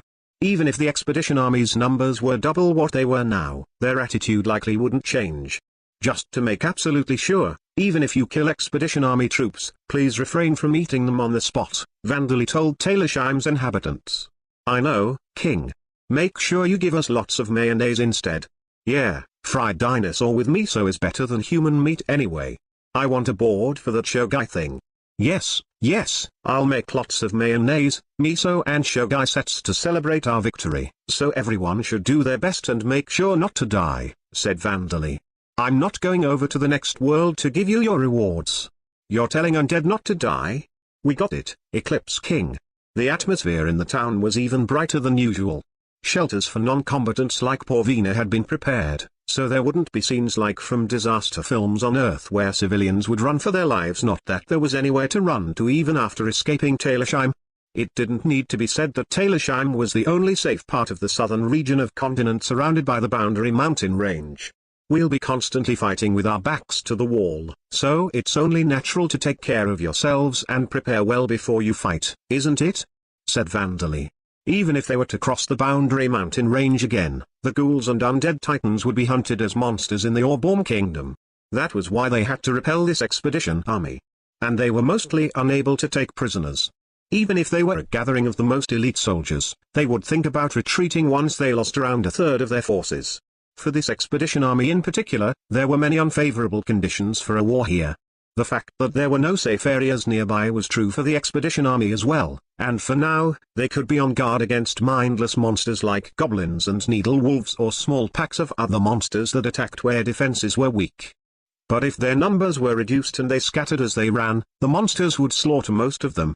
Even if they maintained their formation as they retreated, it would take them several days to reach the tunnel through the boundary mountain range.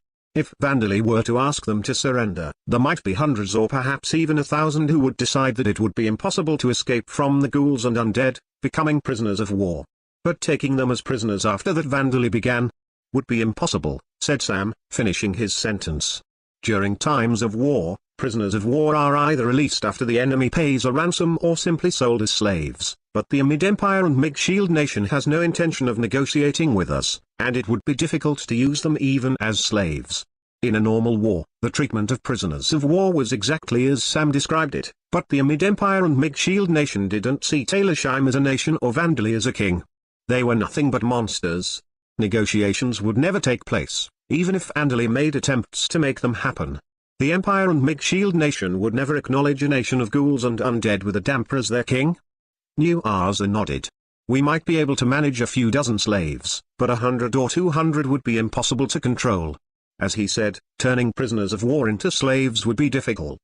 Collar-shaped magic items that forced obedience from slaves existed in this world, but since there were none in Talersheim, they would have to monitor them and force them to work like in prisons on Earth. They were not hoodlums and ruffians, but elite soldiers who had experienced harsh training and battles. Even if their minds were broken upon surrendering, they might regain their desire for revenge and faith in Aldo as time passed. We don't have the numbers to begin with, said Vandali. We only have 2,000 people, there's no way we could watch over hundreds of slaves. Excluding the cemetery bees and immortal ints, the current population of Talersheim consisted of around 1,000 undead titans, 700 ghouls including the children, and 200 members of the new races Vandali had created such as Braga. Around 1,900 in total. If the monitoring of the prisoners was left to golems, Vandali could only foresee a future where the prisoners would take them by surprise, and the same would happen if he hastily made some zombies to do the job. They were elite soldiers capable of defeating a rank 3 monster on their own. Even if they were unarmed, they would likely be able to fight evenly against a rank 2 monster, and if they cooperated, they might even be able to bring a rank 3 monster down. With the martial skills of the unarmed fighting techniques of this world, even a boulder could be easily smashed.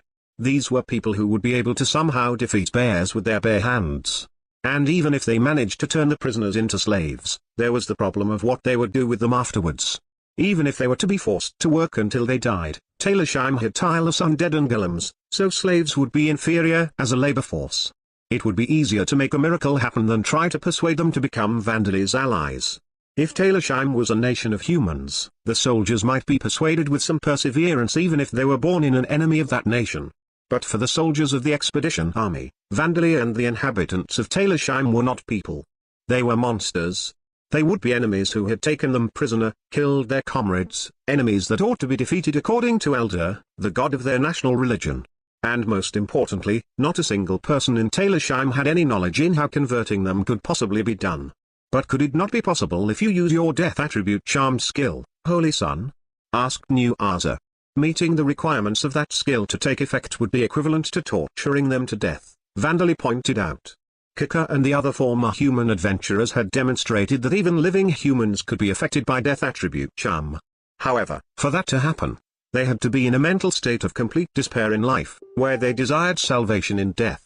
So to convert the prisoners to Vandali's side while they were still alive using death attribute charm, they would have to be tortured in ghastly ways and have their hearts broken into tiny pieces until they were in a state where they were unable to do anything other than whisper, "Kill me," and, "I want to die."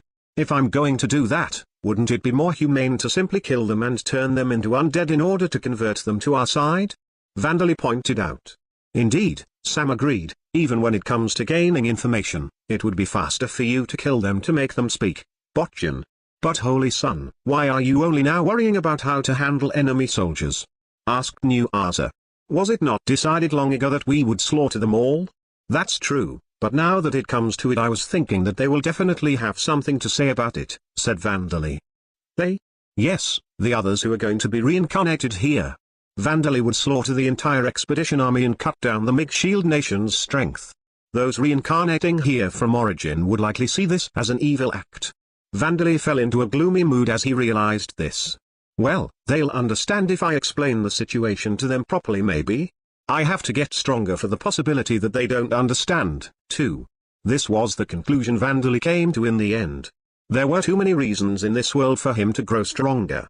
Name, Isla rank, 10 age, approximately 30,000 years old. Title, Ternicia's Hound Race, Noble-born Vampire Countess level, 79 job, Slaughtering Executioner job level, 88 job history, Apprentice Warrior, Apprentice Mage, Magic Warrior, Warrior Executioner, Shapeshifter passive skills, Dark Vision status effect resistance, level 9 superhuman strength, level 9 rapid regeneration, level 3 mental corruption, level 3 slaughter healing, level 7 intuition, level 5 enhanced attribute values, loyalty, Ternicia, level 5, active skills, blood sucking, level 3 water magic, level 5 fire attribute magic, level 5 no attribute magic, level 1 mana control, level 5 swordsmanship, level 10 armor technique, level 9 surpass limits, level 7 high speed flight, level 5 pursuit, level 8 torture, level 5 unique skills, shapeshift, level 7. Chapter 61, The Prelude, played with dissonance and percussion instruments. The 7-day-long march went better than expected.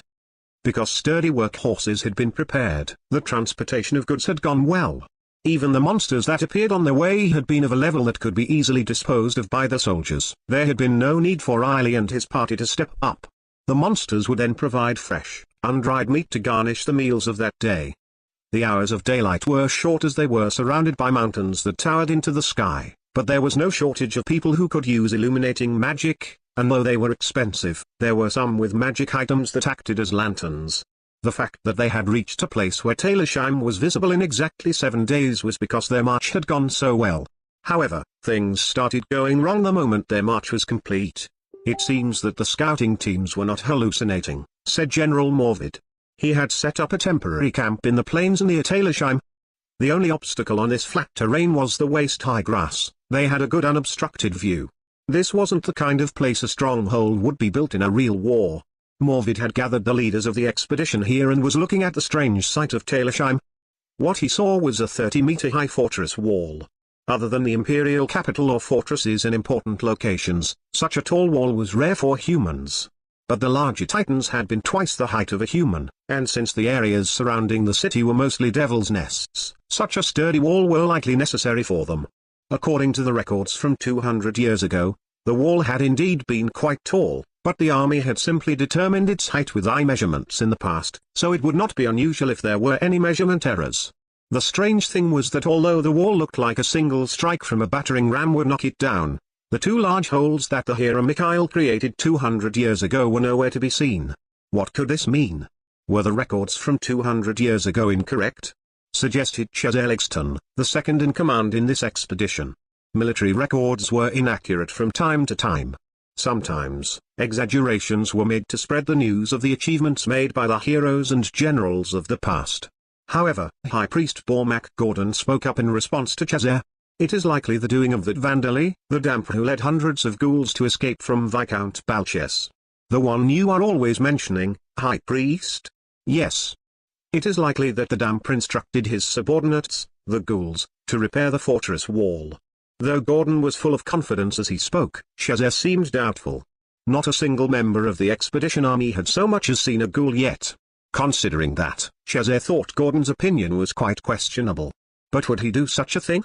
He asked, expressing his doubts. I have heard of cases where monsters settle down in ruins, but I have never heard of monsters repairing the ruins they are inhabiting. Ghouls are a more intelligent type of monster and apparently many are capable of building their own small homes, but a fortress wall would be, Gordon snorted. Chazer don't know, that is a way of thinking that is held back by the rules of common sense. The ghouls are being led by a damper, a monster that is as intelligent as a human. And look carefully at that fortress wall. If they were left in that state 200 years ago, they would have long since collapsed by now. Indeed, as Gordon pointed out, with closer examination, it was obvious that the wall was crudely structured in certain parts, and it was clearly poor craftsmanship. It would likely not even last a decade, let alone 200 years. It was difficult to believe that this had been the sturdy wall of the fortress that had repelled the Mage Shield Nation's army of 10,000, including the hero Mikhail. With this, we can assume that Vandali is leading a highly organized pack of ghouls and barricading himself inside Taylorsheim, Gordon concluded. I see. Your hypothesis is reasonable, High Priest Dono, said Morvid, giving a solemn nod. But in his mind, he thought that Gordon's sharpness was troublesome. Why was this senile old man able to guess the truth despite not being in contact with the vampires? Morvid gave a glance towards Isla, who was present in disguise as the leader of a mercenary band, but judging from the lack of reaction from her, it didn't seem that there were secret deals going on that he was unaware of. Morvid and Isla had intended to never tell anyone outside of their groups about Vandali and Eleonora, right up until the very end. They would keep the army uninformed as it marched to Taylorsheim and then see how Vandali, the ghouls he led and the vampire traitors would move. The magic item had made it clear that Eleonora was still in Taylorsheim, and no subordinate vampires or ghouls had scouted the army's movements near the tunnel or the devil's nests they had passed through. That was why Morvid and Isla knew that Vandali and his subordinates hadn't noticed the expedition army's presence. That was why they would send in the expedition army's soldiers and knights charging in first, and then if Vandali and the vampire traitors ran, Riley and Isla would give chase and finish them. They would never lose track of Eleonora as long as they had their magic item, and Isla had confirmed that Eleonora was not aware of the existence of this magic item. And so Vandali was likely to try and escape together with her rather than use her as a sacrificial pawn, as she was certainly his greatest source of fighting strength. Even if he separated himself from Eleonora and took some ghouls with him instead, chasing him down wouldn't be difficult. Though this were unlikely, if he were to put up a do-or-die resistance, Riley and the others would simply slay him. During the confusion, they would also dispose of the problematic High Priest Gordon. With that, all of the objectives of Morvid and his conspirators would be achieved. It wouldn't matter no matter how many of the Mage Shield Nation's elite soldiers were lost in the process. Morvid would occupy the remains of Taylorsheim, pick a suitable moment to return to the Empire in order to report their success, fabricate a health issue and then retire. If Riley was still alive, he could be brought back as well. Isla was a mercenary, so she could simply say that her contract had expired, separate herself from the expedition army and vanish. After that, the vampires would collapse the tunnel, leaving the pitiful Chazer and the other soldiers trapped in Taylorsheim. General Morvid would become a vampire and gain eternal life, while Riley and the new Earl of the Morvid family would gain the glory of this world. That was the plan, so the soldiers learning of Vandali and his subordinates before marching forward and becoming hesitant would cause problems. The targets hadn't noticed the expedition army and were likely in a panic right now, so Morvid didn't want to give them time to regain their composure. So, what are we going to do? Asked Riley. Even if it is in pieces, a wall is a wall. Scouting inside is going to be hard, you know? Despite what Riley said, Isla and the other noble-born vampires could fly, so peeking inside the city wouldn't be difficult no matter how high the wall was.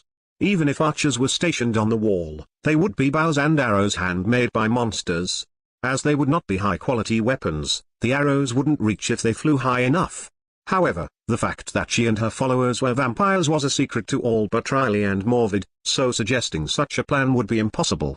Naturally, Isla remained silent. Of course, we will take the fight in numbers and close in on them, just as we would do in a normal war, said Gordon. First, we will use heavy infantry to solidify our outer defense and have archers and mages at the ready, and then use battering rams to break down that city gate. After that, we will have to see how the ghouls act. They would normally charge at us, but under the leadership of that damper they are cunning. They might outwit us, split up into smaller groups, hide in the ruins and engage us in urban warfare. Gordon was a man known by the title of Vampire Hunter. What came out of his mouth were not words of hesitation but a proactive, offensive plan. Should we not surround the city first? Chazé suggested. If we surround a city of that size, our troops will be spread thin, Gordon replied. And though this may look like a plains, it is a fearsome devil's nest. If monsters attacked us while we were spread out, we would suffer great casualties. Is this fine with you? What will we do, General? Asked Chazé. Let us make use of the High Priest Dono's advice, said Morvid, coming to a decision. Prepare the battering rams and organize the attack forces. The soldiers began moving in a hurry. They had never planned to engage in a siege, but battering rams had been brought along just in case they were needed to conquer Talersheim. The battering rams were brought out and the heavy infantry declared themselves as the spearhead of the army. Gordon was not watching them, instead taking notice of the sun. The day was already darkening. We did not make it in time. It was still early in the evening, but the boundary mountain range was blocking out the sunlight. Most dampers were not weak to the sun, but his subordinates, the ghouls, would be able to see in the dark. On the other hand, the expedition army was mostly made of humans. Gordon had wanted victory to be secured before darkness fell, but it seemed that things would not go so well.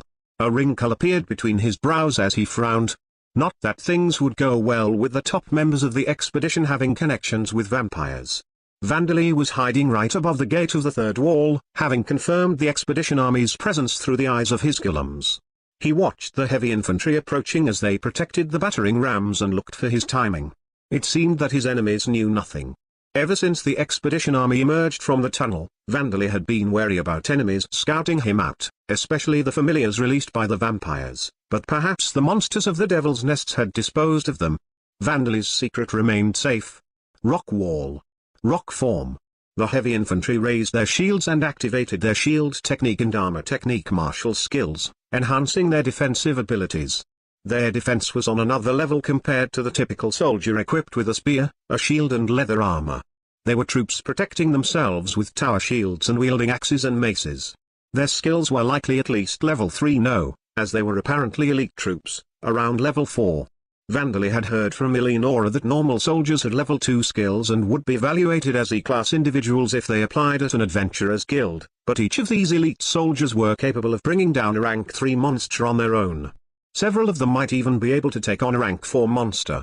This army would be quite the powerful enemy if the other soldiers had similar skills.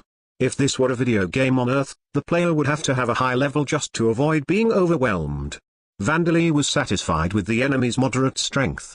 With these, he could make plenty of use of them later. And then he climbed on top of the fortress wall. He exposed himself not only to the charging troops, but to the entire enemy army, including those at their stronghold. That's could it be, the damp?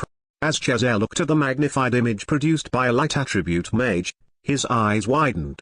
He's really here, what a surprise. Morvid's face and voice were trembling. Neither of them had expected Vandali to show himself in such a bold manner, though the two of them were agitated for different reasons. Oh. This is the guidance of my Lord Alder. Everyone, follow my lead. Shouted Gordon. Please wait, High Priest. Said a young priest warrior. He is on top of the fortress wall.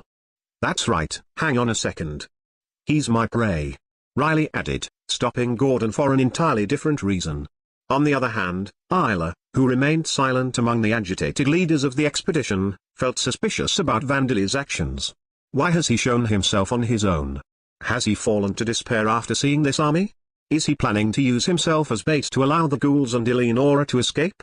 Isla thought about how she couldn't allow too many ghouls to escape as Turnisha had ordered her to bring back some ghoul skins, but the Vandali in the image showed no signs of movement. Vandali held up a single spear. That's Ice Age. It's Ice Age. The damp has acquired the national treasure of our country. That spear resembled Ice Age, the national treasure of the Mage Shield Nation. That's mine. Shouted Riley. Damn it, don't touch it with your filthy hands.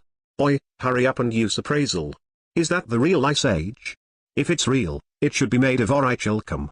That is impossible at this distance. Vandali, who was watching the expedition army's stronghold through his undead insects, experienced a pleasant feeling as he saw that they were as disturbed as he had expected them to be. It was worth the effort he had made to have Daitara create a fake ice age of iron. And then Vandali broke the fake ice age with his bare hands, or at least, used Golem transformation to make it look like he did, and throw it to the ground. At that moment, the entire stronghold fell silent for a moment before exploding with outrage. Damn you! How dare you do such a thing to our country's national treasure? There is a limit to the insult we can endure. I swear on my honor as a knight that I will slay you. You piece of shit. That ice age was supposed to become mine. I'll slaughter you. Riley swore. Indeed, the majority of the expedition army had not come to dispose of Vandali and the traitor Eleonora. They had come to wipe their nation's bitter memories of 200 years ago from the past. They had come to occupy Talesheim, recover the lost national treasure and bring glory to their nation. That was all they had been told, so this was the natural reaction from them. There was no way they would not feel their blood boiling upon seeing the national treasure, the magic spear, broken and discarded. Wait! Chazé shouted. It is impossible for him to break a magic spear made of orichalcum. This is a bluff to make us lose our composure. That's right. Calm down, stay composed, don't break your ranks. Morvid ordered. The two of them, who remained calm, attempted to suppress the outrage of the rest of the expedition's leaders, but the expedition army's internal state was shakier than Vandali had expected. First, for most of the knights and soldiers that made up the expedition army, the supreme commander Langel Morvid was not a commander worthy of respect, but a nobleman of the empire that ruled over them, a commander that they did not want. However, the second-in-command Chazé Legston was the second son of the current marshal, and the knights respected him. Shut up! Riley roared. Don't get in my way. Are you telling me to stay quiet after being made fools of like this? I'm going out. If you're scared of a damper and a few hundred ghouls, you can stay sitting here. He was enraged beyond what Vandali had been aiming for, and as he tried to step out to take his slaves onto the front lines, all of the noblemen and knights that were supposed to stop him stood up in their seats instead. It is as Riley Dono says. Our nation's pride is on the line. My apologies, but I cannot obey even your commands in this case, Supreme Commander. For them, Riley was the hero that their nation had made a show of. Not everyone believed exactly what had been said about him, but at the same time, it wasn't as if Riley held no appeal at all. In fact, he was currently vain and craved the limelight, but he had a caring personality at his core. He had shared the meat of the monsters he had hunted with the knights and soldiers, protected the fort at the tunnel the expedition army had passed through from dragons on multiple occasions, and distributed even their meat among all of the soldiers. This had caused Riley to gain a surprising amount of popularity among the knights and soldiers. Gordon made a disgruntled noise. As I thought, the divine message was speaking of that damper. Vandali. Devout followers of Alder, ready yourselves. A crusade is at hand. Even the renowned vampire hunter Bormac Gordon had stood up and declared that this was a crusade. Though there were individual differences in their devotion, everyone in the tent was a believer in Alder, the god of their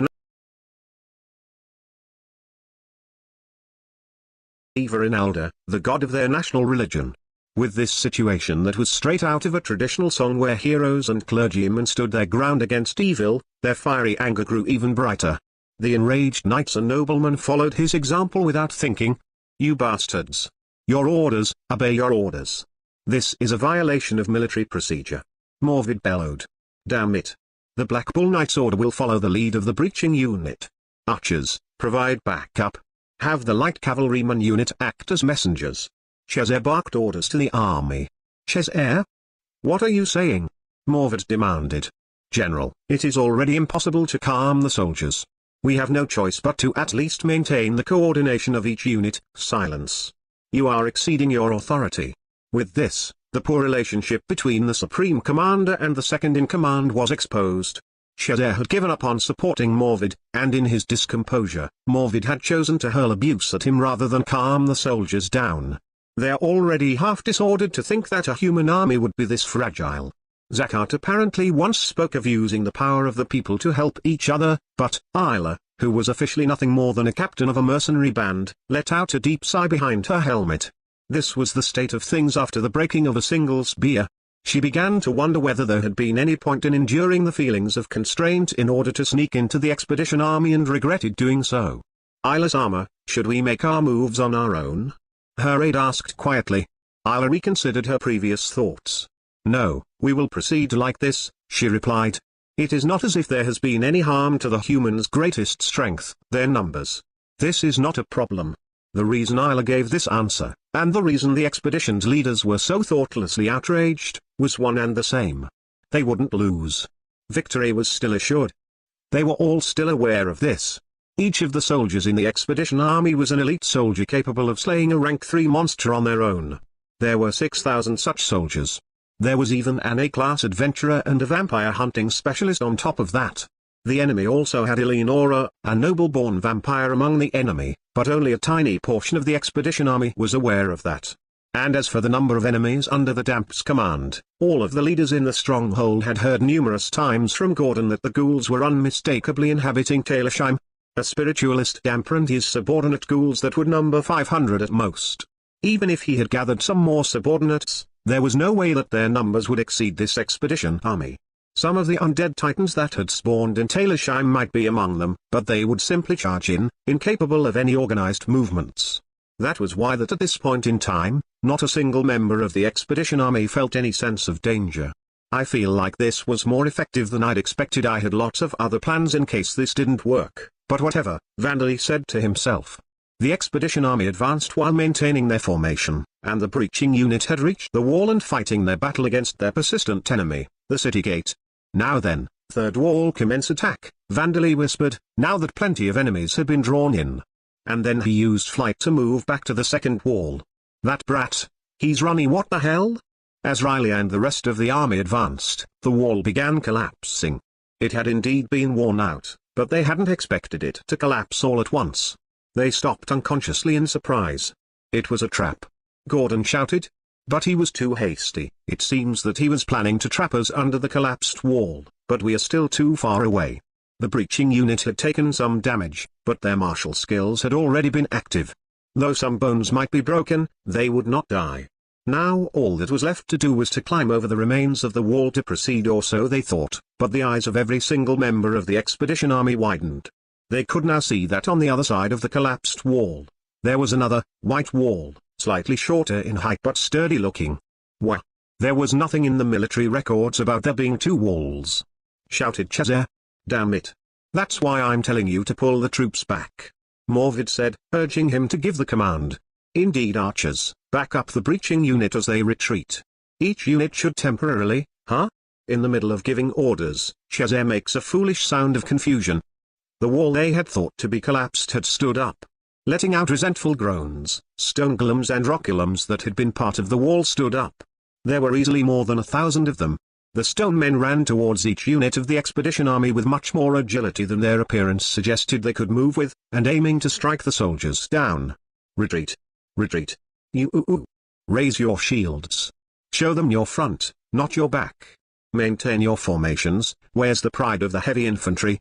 There was some distance between the stone golems and the expedition army's units that had been advancing on the wall. The most pitiful were the heavy infantrymen of the breaching unit. They had managed to avoid being crushed to death under the wall that had suddenly collapsed, only to be surrounded by stone giants. They would certainly be beaten to a pulp. And the iron city gate they had been trying to break down had transformed into a rank 6 iron golem. It seemed that the breaching unit had preserved its morale and wasn't planning to give up until the very end, but its fate was in a precarious state. Rescue the breaching unit. Black Bull Knight's order, advance. Do not slow down. There is nothing to fear from these lifeless golems. The expedition army that was shouting heroically was made of the Mage Shield Nation's prided elite. Naturally, they had experienced the battlefield many times. That was why each of them, from the knights to the soldiers, possessed strong bonds as comrades. And for them, 1,000 golems were not lethal enemies. Even with Chazer and General Morvid frozen in surprise in the stronghold, each of the expedition army's members were making their own decisions all over the battlefield. The same applied for those led by Riley and Gordon. They came into contact with the golems, and using their individual strength and coordinated abilities, they struck down the stone giants that were groaning and swinging their fists. At this rate, they would be able to defeat all of the golems and regain their formation. At that moment, Vandalay gave the order to the cursed weapons, the crossbows in the second wall and the trebuchets installed on the roofs of Talersheim's buildings. Fire. Ga. Jaya. Hi. Boulders are flying jai. Some of the crossbow bolts pierced the roculums, but as the roculum numbers had been reduced, around 2/3 of them found their targets in the expedition army.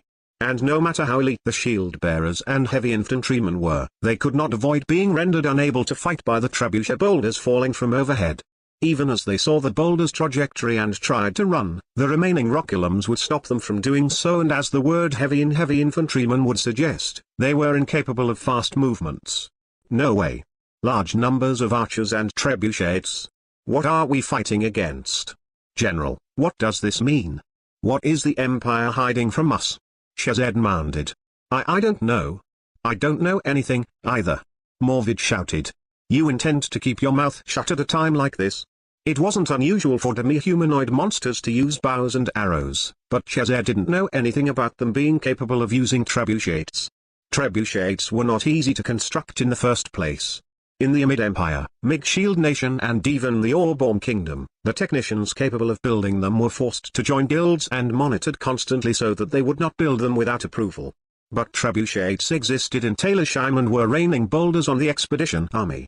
Despite there being no records of the Titans having the technology to use trebuchets. Could it be that the Damper built these trebuchets? That's impossible. Shazad thought. However, the reality before his eyes was that boulders were being thrown at the soldiers one after another, crushing them as they tried to flee. Damn it, At that moment, the captain of the mercenary band Isla interrupted. With all due respect, I believe this is where the entire army should press on. You bastard, a mere mercenary shouldn't interrupt. That's right, you're just a coward who is still staying in the stronghold. Are you trying to force more losses upon this army? Shazad's aides reprimanded this insolent mercenary, but of course, Isla took no notice of them. From what I can see, the soldiers on the battlefield are in chaos, she said. We cannot expect a smooth retreat in this situation. And the heavy infantrymen are good targets. Once the soldiers close in on a deeper wall, the trebuchets will no longer be a threat. The enemy is currently only 1,000 stone men with deceptive appearances that look stronger than they are. Once we overcome them, we will certainly be able to regain our formations. There was some truth to Isla's words. She did indeed possess the cold-heartedness to ignore the loss of soldiers, but it wasn't uncommon on the battlefield for 10 sacrificed lives to save 1,000. And if the heavy infantrymen held their formation with their superior defensive abilities and high vitality, being hit by some ordinary arrows wouldn't be a problem. All right. All forces, advance. Morvid ordered. Shazad turned to him in surprise. General? The truth in Isla's words would only apply if the enemy was out of trump cards. If the second fortress wall turned into golems as well, the trebuchet fire would never cease. And not a single ghoul had been seen yet. It was possible that they were busy operating the trebuchets, but Shazad had a bad feeling about this. Silence. This is my order as the Supreme Commander. Morvid had the same bad feeling as Shazad. He had been shouting for the army to retreat all this time, but he had done a 180-degree turn on his stance. He had done so based on Isla's proposal. His tone remained civil, but his irritation kept showing itself here and there. If he were to disobey, it was possible that the vampires would deem him as unsuitable for continuing their deal and erase him. I am going to make use of you lot as well. Morvid shouted. Of course, General, Isla said calmly. We must earn our pay, after all. This exchange between them was equivalent to Morvid looking to Isla for help and saying that he would abandon her if she wasn't useful. But in reality, there was no mistake that he was obeying Isla's command. NGH. Mountain Breaker. High Priest Gordon's war club smashed through a boulder. Great whirlwind thrust. Riley's spear pierced through another. Flark silently sent more boulders flying with his shield. Great healing. Here, stop looking so exhausted and keep fighting. Messara shouted, healing the wounded soldiers on the front lines. That's right, get a hold of yourselves, masters, said Jenny, providing backup with his continuous movements. Most of the golems were defeated and even the attacks of the trebuchets were being dealt with, so the expedition army began to recover. With the shields of the heavy infantrymen raised and formations held, the crossbow bolts were nothing to fear. As the boulders broken by Gordon and Riley had been the golem projectiles that would transform into golems after landing, they had successfully managed to back up the expedition army's stronghold and make Vandali click his tongue in frustration, though Gordon and Riley wouldn't have noticed and simply wondered why they had gained experience from breaking boulders. But because they had begun to break the boulders midair, the rest of the expedition army were late to notice the barrels that were splitting midair by themselves. "It seems that even the human army can come in useful," one of the vampires commented. "If they weren't, Tanisha-sama would have made all this effort for nothing," said Isla. "Let's go, just don't be conspicuous before they break the fortress wall." "Yes, Mom." But obeying the order of, "Don't be conspicuous," would become difficult by the time Isla and the vampires reached the battlefield. Somebody coughed. The status of the average elite soldier of the Mage Shield Nation, name, heavy infantryman race, human age, in the 20s or 30s title, non-job, heavy infantryman job level, in the 50s to 70s job history, apprentice soldier, infantryman passive skills, enhanced attribute values, under command, level 2 enhanced attribute values while equipped with metal armor, medium enhanced attribute values while equipped with a shield, small, active skills, martial type skills, level 3 martial type skills, level 2 shield technique, level 4 armor technique, level 4 coordination, level 4. Chapter 62, Let's Play the Melody of Death Throws Using Disease, Weapons and the Sun. With a dripping noise, cold fluid fell from a helmet. The soldier wearing the helmet didn't take much notice of it. This was a battlefield. A place where blood would normally be spraying through the air. If he was too concerned over a few drops of fluid, he would lose his life. But that soldier soon began coughing. A headache followed without warning, alongside terrible nausea, dizziness, joint pain, a stomachache. He could even feel that he was developing a fever. He coughed some more. Poison. His throat was in pain. He wasn't in a state to speak loudly. And everywhere across the battlefield, troops were experiencing deterioration in their physical conditions, just like the soldier. No, to be more precise, there was one exception. Isla and her group were the only ones unaffected. "It's gone well." Vandali gave a satisfied nod atop the second fortress wall after having used the trebuchets to scatter the virus projectiles packed full of water containing the pathogen he had made. The soldiers and knights who were trying to regain their composure were unable to walk, kneeling on the ground while coughing and suffering. Even Gordon and Riley, who had been striking down the boulders, were no exception. The ones who looked like mercenaries were still standing, flustered at the situation around them. They were likely to be the vampires. It was convenient that they had all gathered in one spot. The disease Vandali had created was a disease that didn't infect those who by nature could be affected by death attribute charm. It had no effect on ghouls, cemetery bees, porvina or vampires, but the humans that made up the vast majority of the Mage Shield Nation's expedition army were infected through every possible infection route, and the disease took hold within seconds. That was the kind of disease it was. "Antidote potions aren't working. Don't lower your shields. The Shield Nation will be disgraced if we fall to a poison like this." Why, even though I have the poison resistance skill, many of the soldiers had mistaken the disease created by Vandali for a poison. They couldn't be blamed for assuming this, as their physical conditions had simply started deteriorating without warning. But even as they drank the antidote potions that they had been equipped with, their conditions improved for only a moment. This was only natural, as even if the antidote removed the toxins within their body, the pathogens continued to produce more. "Cure disease. This isn't a poison, it's a disease," shouted High Priest Gordon. "You lot, heal the ones around you. Mages, hurry and stand up, will you?" As expected, he was the first one to recover. As his passive life attribute healing magic healed his disease, he also cast his own spells as he reprimanded those around him. "Messara, hurry up." Messara coughed violently. "Wait, my throat." Things weren't so simple.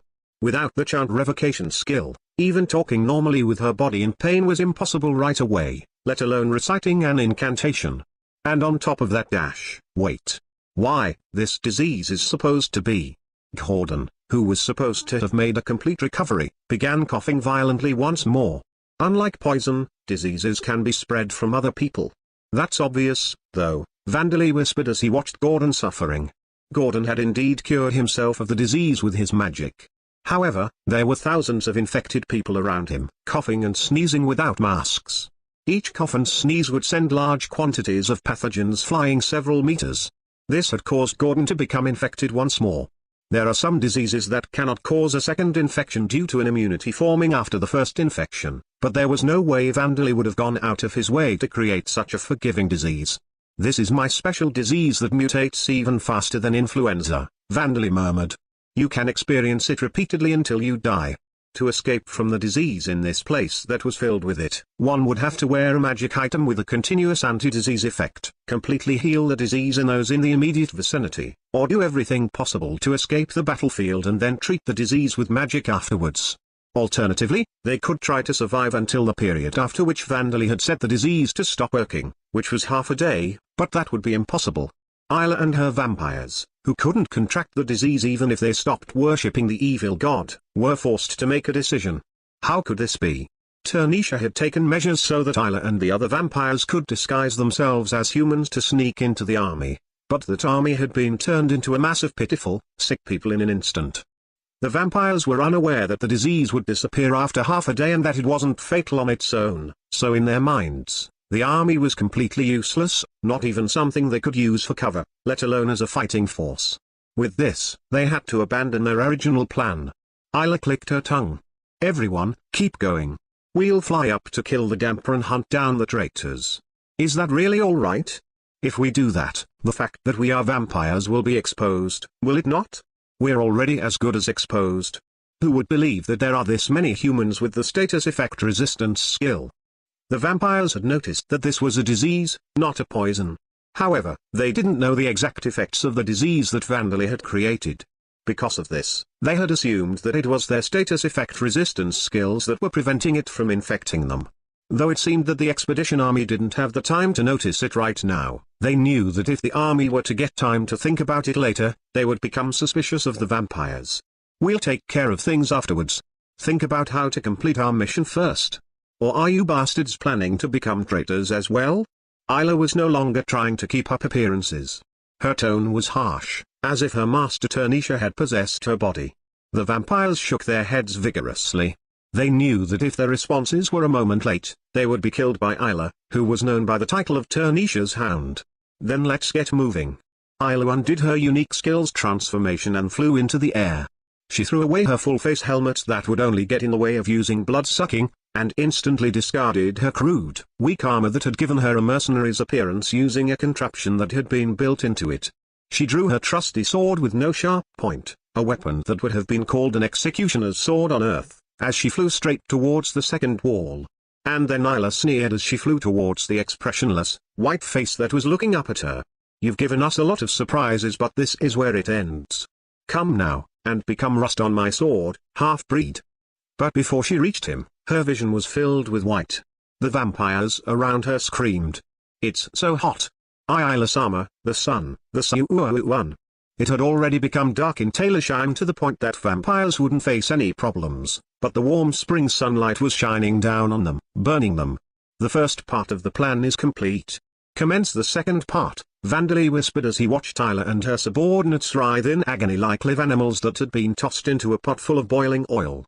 Zadyrus, after leading those who could use light attribute magic to the western side of the mountain range, was waiting on standby.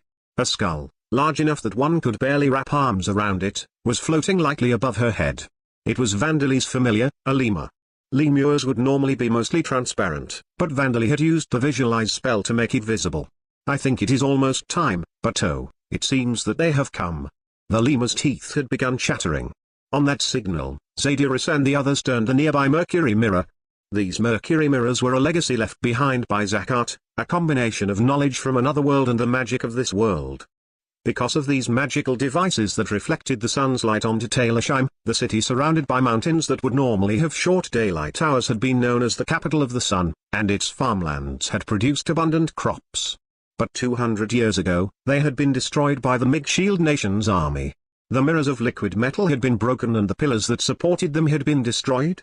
Vandali had repaired them using his Golem transmutation skill. It seemed that Zakat had built them with future maintenance in mind. After Vandali had fixed the structures, he had been able to restore their function with his alchemy skill. Take aim. Vandali had also turned these mercury mirrors into golems. Given commands like this, they would move as instructed. Everyone, align yourselves. Extreme sunlight. Zadyrus had become a rank 7 ghoul elder mage. From her hands emerged a light so bright that it could burn one's eyes. Sunlight. Sunlight. Extreme sunlight. The other mages, the ghoul women, the undead titans and the Anubises, released similar spells. Sunlight was a spell that released the light of the sun. Extreme sunlight was a spell that released the sunlight of a midsummer day, powerful enough to burn the skin. Both were anti-vampire spells that had been created by Alder's priests, long ago. How ironic it was that ghouls and undead were using them under the orders of a dump. Everyone, keep releasing your magic until you are out of mana. Zedyrus instructed. We will turn those evil god-worshipping vampires into ash.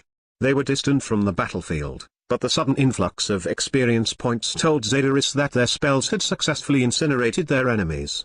Impossible. The relics left behind by Zakat should have been destroyed? So how can this be? Like silver, the pain of being burned by the sun was difficult to endure for vampires. It would easily overcome the vampires' immortality that otherwise rendered them otherwise impossible to kill unless their heads were cut off or their hearts were completely destroyed. Their status effect resistance skills and their high regenerative abilities would be of no use. In fact, the vampire leaders, the weakest of the vampires, were already back on the ground, unable to bear the sunlight. They were trying to crawl and hide themselves in the shadows of the grass. Isla-sama, we should also fly back down and regain our, you fool. Can you not see that? Isla pointed at the vampires below, who were being defeated one by one. You damn vampires. A soldier yelled. Damn it. They're enemy reinforcements. Don't let them regroup. Shouted another. The nearby soldiers were mustering their strength and using their swords and spears to attack the vampires who were trying to shield themselves from the sunlight in the waist-high grass. For the soldiers of the expedition army, Isla and the vampires who had exposed their identities by flying up into the air and being burned by the sunlight, were nothing but enemies. It was likely that they assumed that the vampires were flying to Vandali to regroup with him rather than trying to kill him. Even the humans, whom the vampires had discarded as being a group of useless sick people, posed plenty of threat to the vampires now that they had been weakened by the sunlight. Those who had been unfortunate to fall near Gordon had already had their heads turned into lumps of meat by his war club. General Morvid and Riley were unable to tell them to stop, of course, so they simply looked on with stiff expressions and eyes wide open. Do you understand? If you do, then hurry up and get over the wall. Isla ordered her subordinates, protecting her body as much as she could by using water attribute magic to produce white ice around her body that refracted the sunlight. The other vampires imitated her, producing darkness or fog with magic to protect their bodies from the sunlight, and then attempted to continue. And then a particularly bright ray of sunlight streamed in from one side, striking down one of the vampires mid-flight and causing him to fall with a scream. The Mercury Miraculum had adjusted its shape to focus Zedyrus's extreme sunlight onto one spot, turning into a sunlight cannon. Even meat and vegetables could be cooked using this light alone. Of course, a little darkness and fog was useless against it. Spread out. Don't stick together. If it hits you, you're dead. As Isla gave her subordinates a reckless order to avoid the sunlight and pressed forward, she saw countless enemies emerging from behind the second and third walls, flying up to meet her. The one leading them was, "How do you do? Perfect weather for sunbathing, isn't it?" The vampire's second target, Eleonora, smiling at them. At the same time, on the ground's surface, ghouls and undead suddenly appeared on the right side of the expedition army. Vandali had never intended to rely on Talersheim's sturdy walls and catapults to engage in a defensive battle. Talersheim's defenses were strong indeed, but since there were no reinforcements to wait on, he hadn't thought that holing up in the fortress would make any difference. And if things dragged on, the expedition army would likely request reinforcements from the Mage Shield Nation, and it would be terrible if the pure-breed vampires lost their temper and showed up personally.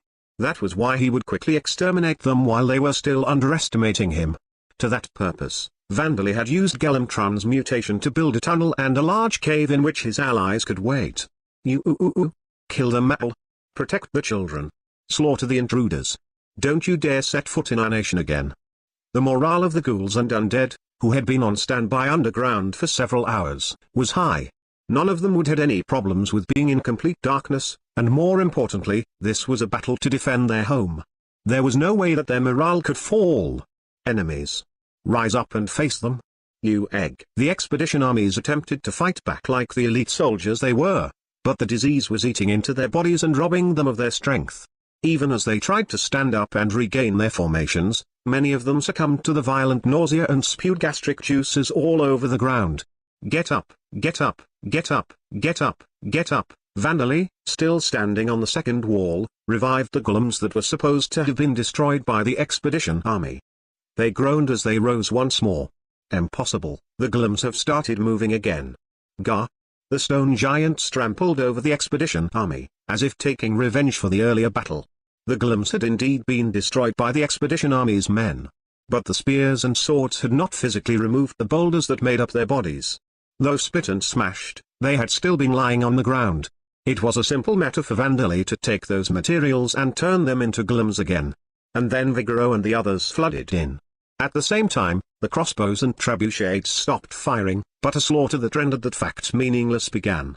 "Follow my lead, warriors!" Vigoro roared. The knights, who were unable to regain their formations due to the disease and the golems, had their heads sent flying by his axe. A knight, enraged by the death of his comrades, began to speak. "Damn you, cowards, shut up and die!" An undead titan shouted as he mowed the knight down with his enormous club. They slaughtered the enemies that were suffering with the disease. Proud knights or even normal soldiers might have hesitated to do this. But the ghouls and undead felt no hesitation whatsoever. They had a different sense of values from humans, and they felt it was the expedition army's own fault for being foolish enough to come here without gathering information and forming a plan. Damn it, Screwthrust. The expedition army wouldn't go down without a fight. Many of them had forced themselves onto their feet despite the disease and were releasing martial skills. One such soldier thrust his spearhead into Vigoro's stomach with a rotating motion that increased its penetrative power. With his stamina drained, he had put everything he had into this attack as he knew that he wouldn't survive afterwards, but the spear would surely find its mark. Huh? The tip of the soldier's spear shattered into pieces. His eyes opened wide as he stared at his spear that was now nothing but a long stick. Vigoro swung the shield held by one of his forearms at the soldier's head, causing him to fly away and lie still where he landed. There was an orichalcum waistband around Vigoro's stomach. "That was some fine skill," Vigoro murmured. But no matter how good that soldier's skill was, he had only been wielding the iron spear he was been provided. That spear was one that a blacksmith had made by hand rather than one made from molten metal being poured into a cast, but it had been unable to compete against orichalcum, a substance superior to all other magical metals. Instead of landing a blow, the soldier's excessive force had caused the spearhead to break and shatter. Of course, Vigoro's waistband didn't even have a scratch on it. "Well, you're the ones who came to fight us." Vigoro did pity the soldiers, but he realized that they were reaping what they sowed and continued swinging his axe. "Phew, ha ha ha ha. Here, allow me to turn you into mincemeat." With terrifying laughter, Sam splattered the soldiers, not caring whether they were charging towards him, fallen on the ground or running away. He was still a rank 4 blood carriage, but for the expedition army that was suffering from the disease, he was a formidable enemy. "With my mana as your source, flames, strike my enemies." Flame bullet. A blue-faced mage fired the flame bullet spell at him. It was not a bad choice of spell, as the mage had seen that Sam was an undead. Whoops. However, the red projectile grazed the spear that had been suddenly swung by Sam, and then it vanished. Could that be Ice Age? The mage gasped. And then he made an indescribable noise as he was run over and killed. Sam gave a cheerful laugh. "This spear that I received from Botchin is quite pleasant to use. I must thank him later." Vandali had destroyed Ice Age's function as an artifact along with Ypion's clone, but the spear was made of orichalcum, which had even greater anti-magic properties than mithril. No matter how elite the mage was, a single flame bullet couldn't possibly overcome it. "Jiu. As expected of my master, we are able to exterminate these supposedly elite enemies as if they were weeds," Bone Man remarked. He was now a skeleton viscount, and he was slaughtering the expedition army's soldiers. "I agree. The soldiers that cut me down with a single stroke of the sword 200 years ago are now like puppets made of dirt," said Nuaza the Lich, joining him by beating his enemies to death. "But with the enemies' heads being so low, it will cause problems with my back." "Phew, ha ha ha, indeed. Let us see if we can find suitable prey to take another hip bone from." "Damn you. Don't underestimate us," a soldier shouted. He and some of his companions were standing in the way of Bone Man and Nuaza. They hadn't completely recovered from Vandali's disease, they were using the Surpass Limits skill to improve their stamina and immunity, making a temporary recovery. Once the skill expired, the disease would take all of its effects and progression at once, and if they were unfortunate, they might even die. But they had decided that they would be killed anyway if they simply stayed quiet. "Let's go." We have to buy time for a retreat. The expedition army's soldiers had already realized that this was a lost battle. They were still ahead in terms of the number of soldiers alive, but they were all infected and they were at a disadvantage in terms of fighting strength. The only thing they could do was to slow down the enemy as much as possible, buying time for their allies to retreat. Shield bash. The soldiers stood in line, raised their shields and charged towards Bone Man and New Arza. Boulder Breaker. Jiu. Slicing Moon. The shields were broken by New Arza's Orichalcum mace and cut through by Bone Man's magic sword. They had not been underestimating the soldiers or letting their guard down. They had been provoking them. They had baited the enemy into spending the last of their strength to try and attack rather than escape. Is this an illusion? Or has something happened to my head? There's a naked woman in a place like this, slice. No, this is reality. And who are you calling naked? Don't mess with me. A crazy woman dressed like that, slash. Please be killed quietly. Also, I am not particularly strange. Ritu and Saria were swinging a glaive and a halberd, finishing soldiers one after another. They seemed quite displeased for some reason. Nay-san, the way we look doesn't seem to be popular. Why is that? Asked Rita. Even though Botchen praised us and called us cute, Saria was puzzled as well. We're even wearing capes as he told us to. Even as they tried to solve this mystery, they continued to produce large quantities of dead corpses. Now that they were wearing magic item capes, their stimulating backsides were covered, but the front of their bodies was still exposed. In fact, it was possible that the capes were emphasizing the exposed portions of their bodies. But there are other people who expose their bodies a lot as well, right? Like Kuka and Bilder, said Rita. Bazdia reveals quite a lot as well, Sario added. I don't reveal that much, said Kuka in protest, from a spot a distance away from them. She was right, but the sisters didn't respond to her words. Damn it, you monsters. Die. The surviving archers fired arrows at them. The arrows found their marks at the sisters' exposed stomachs and chests, but they passed straight through their targets. Nay-san, there are healthy enemies over there, said Rita, pointing at the archers. Well then, I'll back you up with my bow, so you charge at them, Rita. Okay. The two of them didn't pay any attention to the arrows and began their counterattack. Saria switched weapons to her bow, and Rita charged at the archers. She was faster than she looked. Impossible. I mean, you're using iron arrowheads against our spirit form bodies, said Saria, firing an arrow that pierced straight through a soldier's armor and into his chest. Though even if you hit our armored parts, these arrows would just bounce off anyway. With these words, Rita began robbing the archers of their lives with her glaive. Isla stared at Eleonora with a look of disbelief on her face. She was a noble-born vampire as well, so how could she be wearing such a calm expression in this sunlight? Eleonora gave a small laugh. It's thanks to the power of the Great One, she said, swinging the sword, or rather, the weapon in her hand that had a black rod extending from the handle. And then roaring, buzzing and groaning filled the air as the immobilized noble-born vampires were attacked by Notchen, cemetery bees and rapisage. Impossible. You're using insectoid monsters? Gyra. Surrounded by jaws that could tear through iron plates and cemetery bees who possessed stingers capable of piercing metal armor, the noble-born vampires fell in order of weakest first. How could someone like me be defeated by mere undead? Iron slash. Chaos slash. 100 furious slashes. One of Gaberman's vampire viscount who was proficient in swordsmanship desperately unleashed martial skills, slicing through dozens of bones, but Notchen could not be stopped, sinking his countless fangs and horns into the vampire. Notchen let out a roar. It had been a rank 7 bone chimera, but as the undead titans and ghouls hunted monsters and brought large masses of bones to be added to it, it had become a rank 8 union of bones. This union of bones, which was made up of thousands of bones, had no weak points.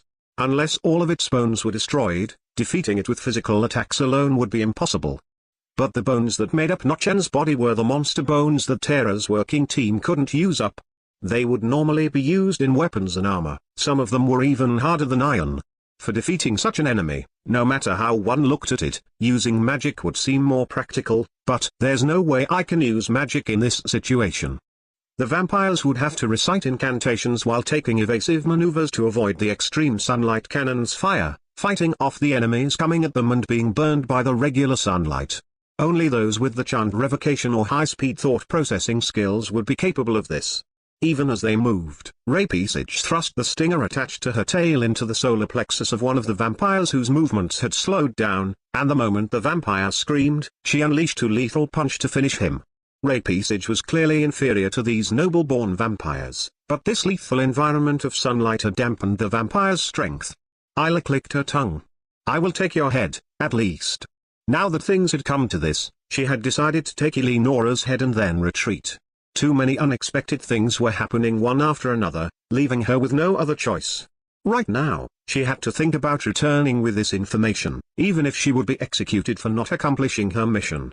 That was the decision Isla had made, but the fact that she was still aiming to take Eleonora's head despite knowing the importance of returning with this information was her downfall. Even though Isla couldn't use magic, even though Eleonora was not suffering in the sunlight for some reason, Isla held the conceitful belief that she had the skill to defeat Eleonora. Isla's loyalty to Turnisha, and the fear of her that was even greater than that loyalty, had led Isla to make this half-baked decision. "Die!" she screamed. She activated her surpass limits skill. Forcing the pain caused by the sunlight to the corner of her mind, she drew closer to Eleonora at a rapid speed. A sneer emerged on her face as she looked at Eleonora's weapon that seemed to be a metal rod rather than a sword. "It seems that he's chosen to prioritize defense rather than attacking and rout this prey out here, but it's meaningless before my executioner's sword if this fool is all he has to defend him." Eleonora calmly cast the acceleration spell on herself before meeting her foe, Isla, who was clearly superior to her. Isla was a vampire woman who had, under Turnisha's orders, hunted down numerous traitors and vampires who had run after failing their missions. She had even lived for tens of thousands of years. She was feared for having executed over 1,000 such beings in her lifetime. She even had the special job of slaughtering executioner. Her swordsmanship was level 10, and her other skills were high in level as well. However, Eleonora had a vastly more fearsome master than Isla's owner. "Your neck, from the left." "I understand, Vandalisama." Eleonora placed her sword to her left and braced it with all her strength in order to protect her neck. Dark Knight Decapitation. Isla unleashed an original, lethal martial skill that she had invented on her own, one that had sent the heads of even other noble-born vampires flying in the past, but there was a loud metallic sound as it impacted Eleonora's sword. Her sword stopped instead of cutting Eleonora down. Wah-gah! Her lethal blade had been unable to cut through Eleonora's orichalcum sword. Isla opened her eyes wide in disbelief as her hands went numb from the impact, causing her to drop her weapon. But there was nothing surprising about it. Even the Sword King Borkus, with the martial skills of his superior skill, the Sword King technique, had been unable to make a single scratch on the dragon golem simply because it had been made of orichalcum. There was no way that Isla, with her level of skill, could break through the sword of orichalcum that possessed more physical hardness than adamantite and more flexibility than Damascus steel. The moment Isla saw the smile on Eleonora's face widen, her vision was filled with white once more. And then she screamed. Zadiris and the others could see what was happening through light attribute magic. As Isla's movements stopped, they had burnt her with the extreme sunlight cannon, along with Eleonora. Unable to bear it, no longer caring about her appearance, Isla attempted to escape, but her movements were as slow as a turtle's. This is time attribute magic? It's Eleonora. But just when did she recite the incantation? And she's being burned along with me? Unable to do anything, by the time the extreme sunlight cannon's fire ended, Isla had become a pitiful sight to behold. The expensive magic item she was wearing remained exactly as it was, but the skin at the parts of her body that had been exposed were black and her bones were now visible. At once glance, one would only be able to assume that she was a burnt corpse. Why? As a high-rank noble-born vampire that was tough and possessed high vitality, Isla was still alive. But what was more unbelievable was that Eleonora was unharmed despite being exposed to the same sunlight. Her skin had become a little red, but even that was quickly returning to its normal white color. "Are you talking about my sword? Or the sunlight?" she asked, grabbing hold of Isla's burnt, black head. Isla gasped in pain. "This orichalcum sword, my resistance to sunlight, everything was given to me by Vandalisama," Eleonora told her, raising not her sword, but her white hand with its claws extended. Isla cackled. "I see. We have been defeated. You should kill me. But you all will certainly die. Turnisha-sama will definitely avenge us." "That's rather scary," said Eleonora. "Well then, can you please fight for us as well?" Before Isla could ask what kind of foolish nonsense Eleonora was saying, her head was cut off. Fresh blood sprayed out. "Get up. Come here. Before it could hit the ground, the blood coming from Isla's neck turned into a blood column and headed for Vandali's open mouth. How is it, Vandali-sama? Eleonora asked. Vandali drank the rich blood of a powerful vampire. Before replying to Eleonora's question, he raised his eyes to look into the empty air. Even after death, I will not obey a damper like I will obey. I will tell you whatever you want to know, so please turn me into an undead. I will serve you with wholehearted devotion to repay you for the favor you have done by killing me. It seems that it's simple to work with a powerless spirit before it becomes an evil spirit. It seems that you'll cooperate with us. The blood was quite rich and delicious as well, said Vandali. He looked ahead once more. Now then, I suppose it's about time I head out as well. The slaughter scene wasn't over yet. The level of the blood-sucking skill has increased. Name, Zadaris rank, 7 race, Ghoul Elder Mage level, 19 job, Wind attribute Mage job level, 31 job history, Apprentice Mage, Mage, Light attribute Mage age, 295 years old, has undergone age reversal. Passive skills, Night Vision Pain Resistance, Level 3 Superhuman Strength, Level 1 Paralyzing Venom Secretion, Claws, Level 2 Increased Mana Recovery Rate, Level 5, Level Up. Active skills, Light attribute Magic, Level 6, Level Up. Wind attribute Magic, Level 4, Level Up. No attribute Magic, Level 2 Mana Control, Level 6, Level Up. Alchemy, Level 3, Level Up. Chant Revocation, Level 2, New. Multicast, Level 1, New. Surpass Limits, Level 1, New. Chapter 63, The Sound of Revenge is so sweet.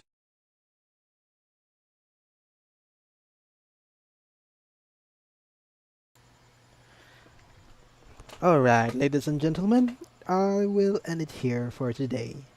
I know it's kind of cliffhanger for you guys because we're already at the war zone where Vandal is fighting against the army that are invading his city. But right now it's kind of late in my area, and I'm kind of satisfied where I finished this right now. Although I've not done with the third sketch. Yeah, it's kind of late today, and so I'll just continue this next time. Yeah, next stream definitely I will finish all the male characters and probably one of the female characters, depending. I didn't expect that I would take a lot of time when I finished sketching. I was doing the sketch for the this dwarf, this fat dwarf. Yeah, I wasn't expecting that I could. I was drawing a dwarf when I was halfway through it. Yeah. So yeah, here we are for the ogre. I think the arms are, yeah, it's a bit too exaggeratedly big, and I don't know if I should match each arm together, make it symmetrical, or yeah, because the way the arm should look like when it's in that side, yeah, it should be that kind of structure of muscle. But I'm not very sure. uh, yeah, I'm trying to look at some reference when I'm drawing this, but I'm not very sure if it's the right one. Mm, but overall, except for the left arm, I think it looks really good already. I don't know if I should add some shading. I did a bit of shading over here and there, but not that very prominent. But other than that, let's go back to this dwarf that I did. Yeah, it looks really, yeah, really punkish of a dwarf with his giant barrel over here. Uh, yeah, not the giant barrel, just a normal barrel. Actually, it will be a small barrel if he is really a dwarf. But anyways, yeah, this is my first time trying to draw a fat guy. maybe. Yeah. Uh, it looks kind of interesting though. I might use this as one of my character sheets one day. The pens for a character. Mm, yeah, the potted belly and everything. Mm, yeah. Overall, I think this is really good. And like what I did earlier, I did some adjustment with the primary sketch. If we take that out, yeah, this is the primary sketch. So yeah, I did extended the lower part a bit down, and then continued sketching uh, the secondary sketch, and then uh, here we are with the rough sketch of the design. I think it looks really interesting. I'll see what I can do more with creating more bulky creatures or fat people, and uh, yeah, like, I'll try my best to see more references because I think this is just one version of that. Because I've seen some muscular, muscular types of fat guys, bulky but still kind of muscly. I'll try doing that. And there's also some fat guys that are just really like sumo wrestler kind of fat. Mm. I'll try to sketch that also. It would be very interesting. Didn't expect I would enjoy doing this, drawing in this kind of style. Mm. Now for this kind of what's his name again? Uh, Sephiroth, yeah, Sephiroth kind of character. I didn't know whether I was going for this one because at first I was trying to make him look like he was reaching out his hands, but then I decided to just make it into a fist, and him pouring down this sand down or powder, whatever it is, and yeah, I also did some few adjustments for the body. Hmm. He actually doesn't look really awkward in this kind of form. The primary one, though, yeah, he do be awkward. But when I did the secondary with the body structure, anatomy, looks good. Now with the final sketch, the final rough sketch, yeah, this thing is solid. I'm excited to finish this when I come back. This will look good. I'm thinking of adding some few designs for his pants. I don't know if I should add some tattoos to make him look more punkish. I'll see what I can do. The knife looks really good also. Hmm. Yeah. Well, anyways. Uh, next will be this old man crouching and this really, really skinny dude over here. Okay. So, that's all for the sketches for today. And for the story, by the way, before I proceed with the story, sorry if I'm uh, not very adept in the sketching yet, and my speed is kind of slow. But I'll try my best next time to be more faster, more precise. I'm still kind of trying to figure out things out when it comes to anatomy, body shaping, proportions, and decisions of the design, what to do. Yeah, it's still not coming up to me very fast. But hopefully in the near future, I'll probably able to uh, get to that level where I can straight out sketch the things that the idea that it just comes into my mind immediately. Mm. But yeah, anyway, let's move on to the story. It's really interesting already.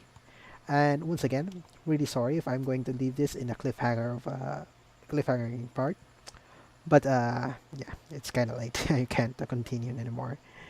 But anyways, the story is already very interesting because we're on a war site, and Vandalay is dishing out punishment over punishment against this very selfish people that are attacking, trying to steal their land, trying to attack them just because they want to uh, just to prove themselves they're better against the Titans and people that are just there just to get more money, more fame, and even one of them, the Duke, I guess, that wanted to be immortal by siding with the vampires. And the vampires also, they were there just because they're there to attack Vandalay legitly because literally because he's a threat to their kingdom and their ambitions. So yeah, all of the enemies are now mostly mostly of the enemies are there to attack the village with their different selfish agendas. But Vandalay is proving to them that he is far more powerful and very relaxed in this condition.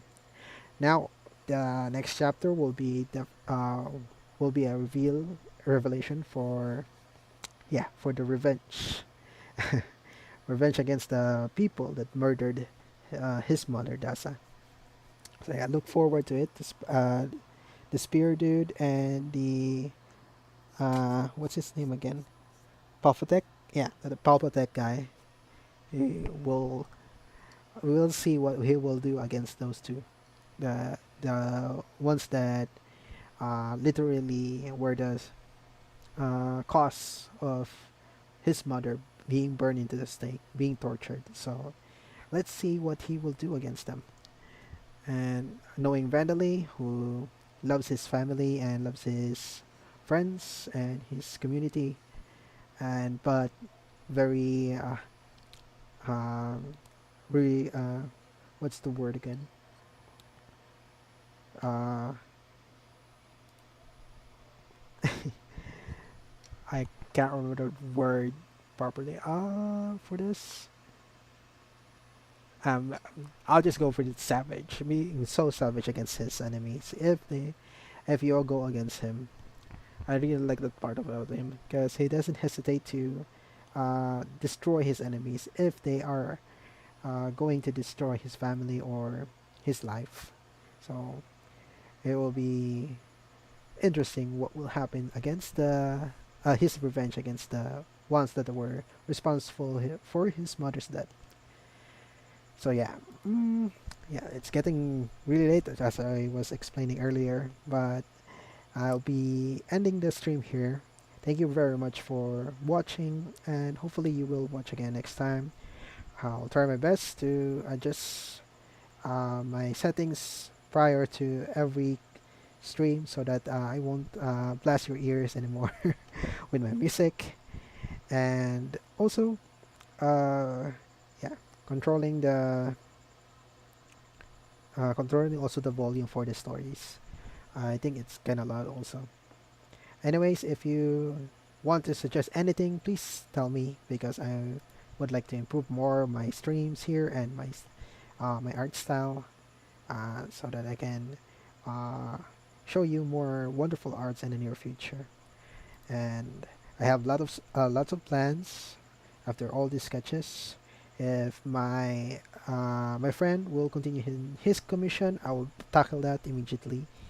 And or after this, if it's still not done or he's still not gonna give me this commission yet, I'll probably do a comic, a comic fan art that I'm planning for the Hello Live uh, just a quick fan art for the girls.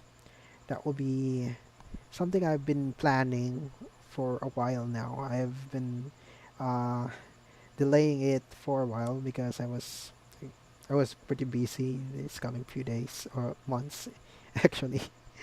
So yeah, it just depends what will happen in the near future. So I'm looking forward to that and also. And once again, this is your boy Shrimp, and I'm signing out right now. See you next time. Bye bye.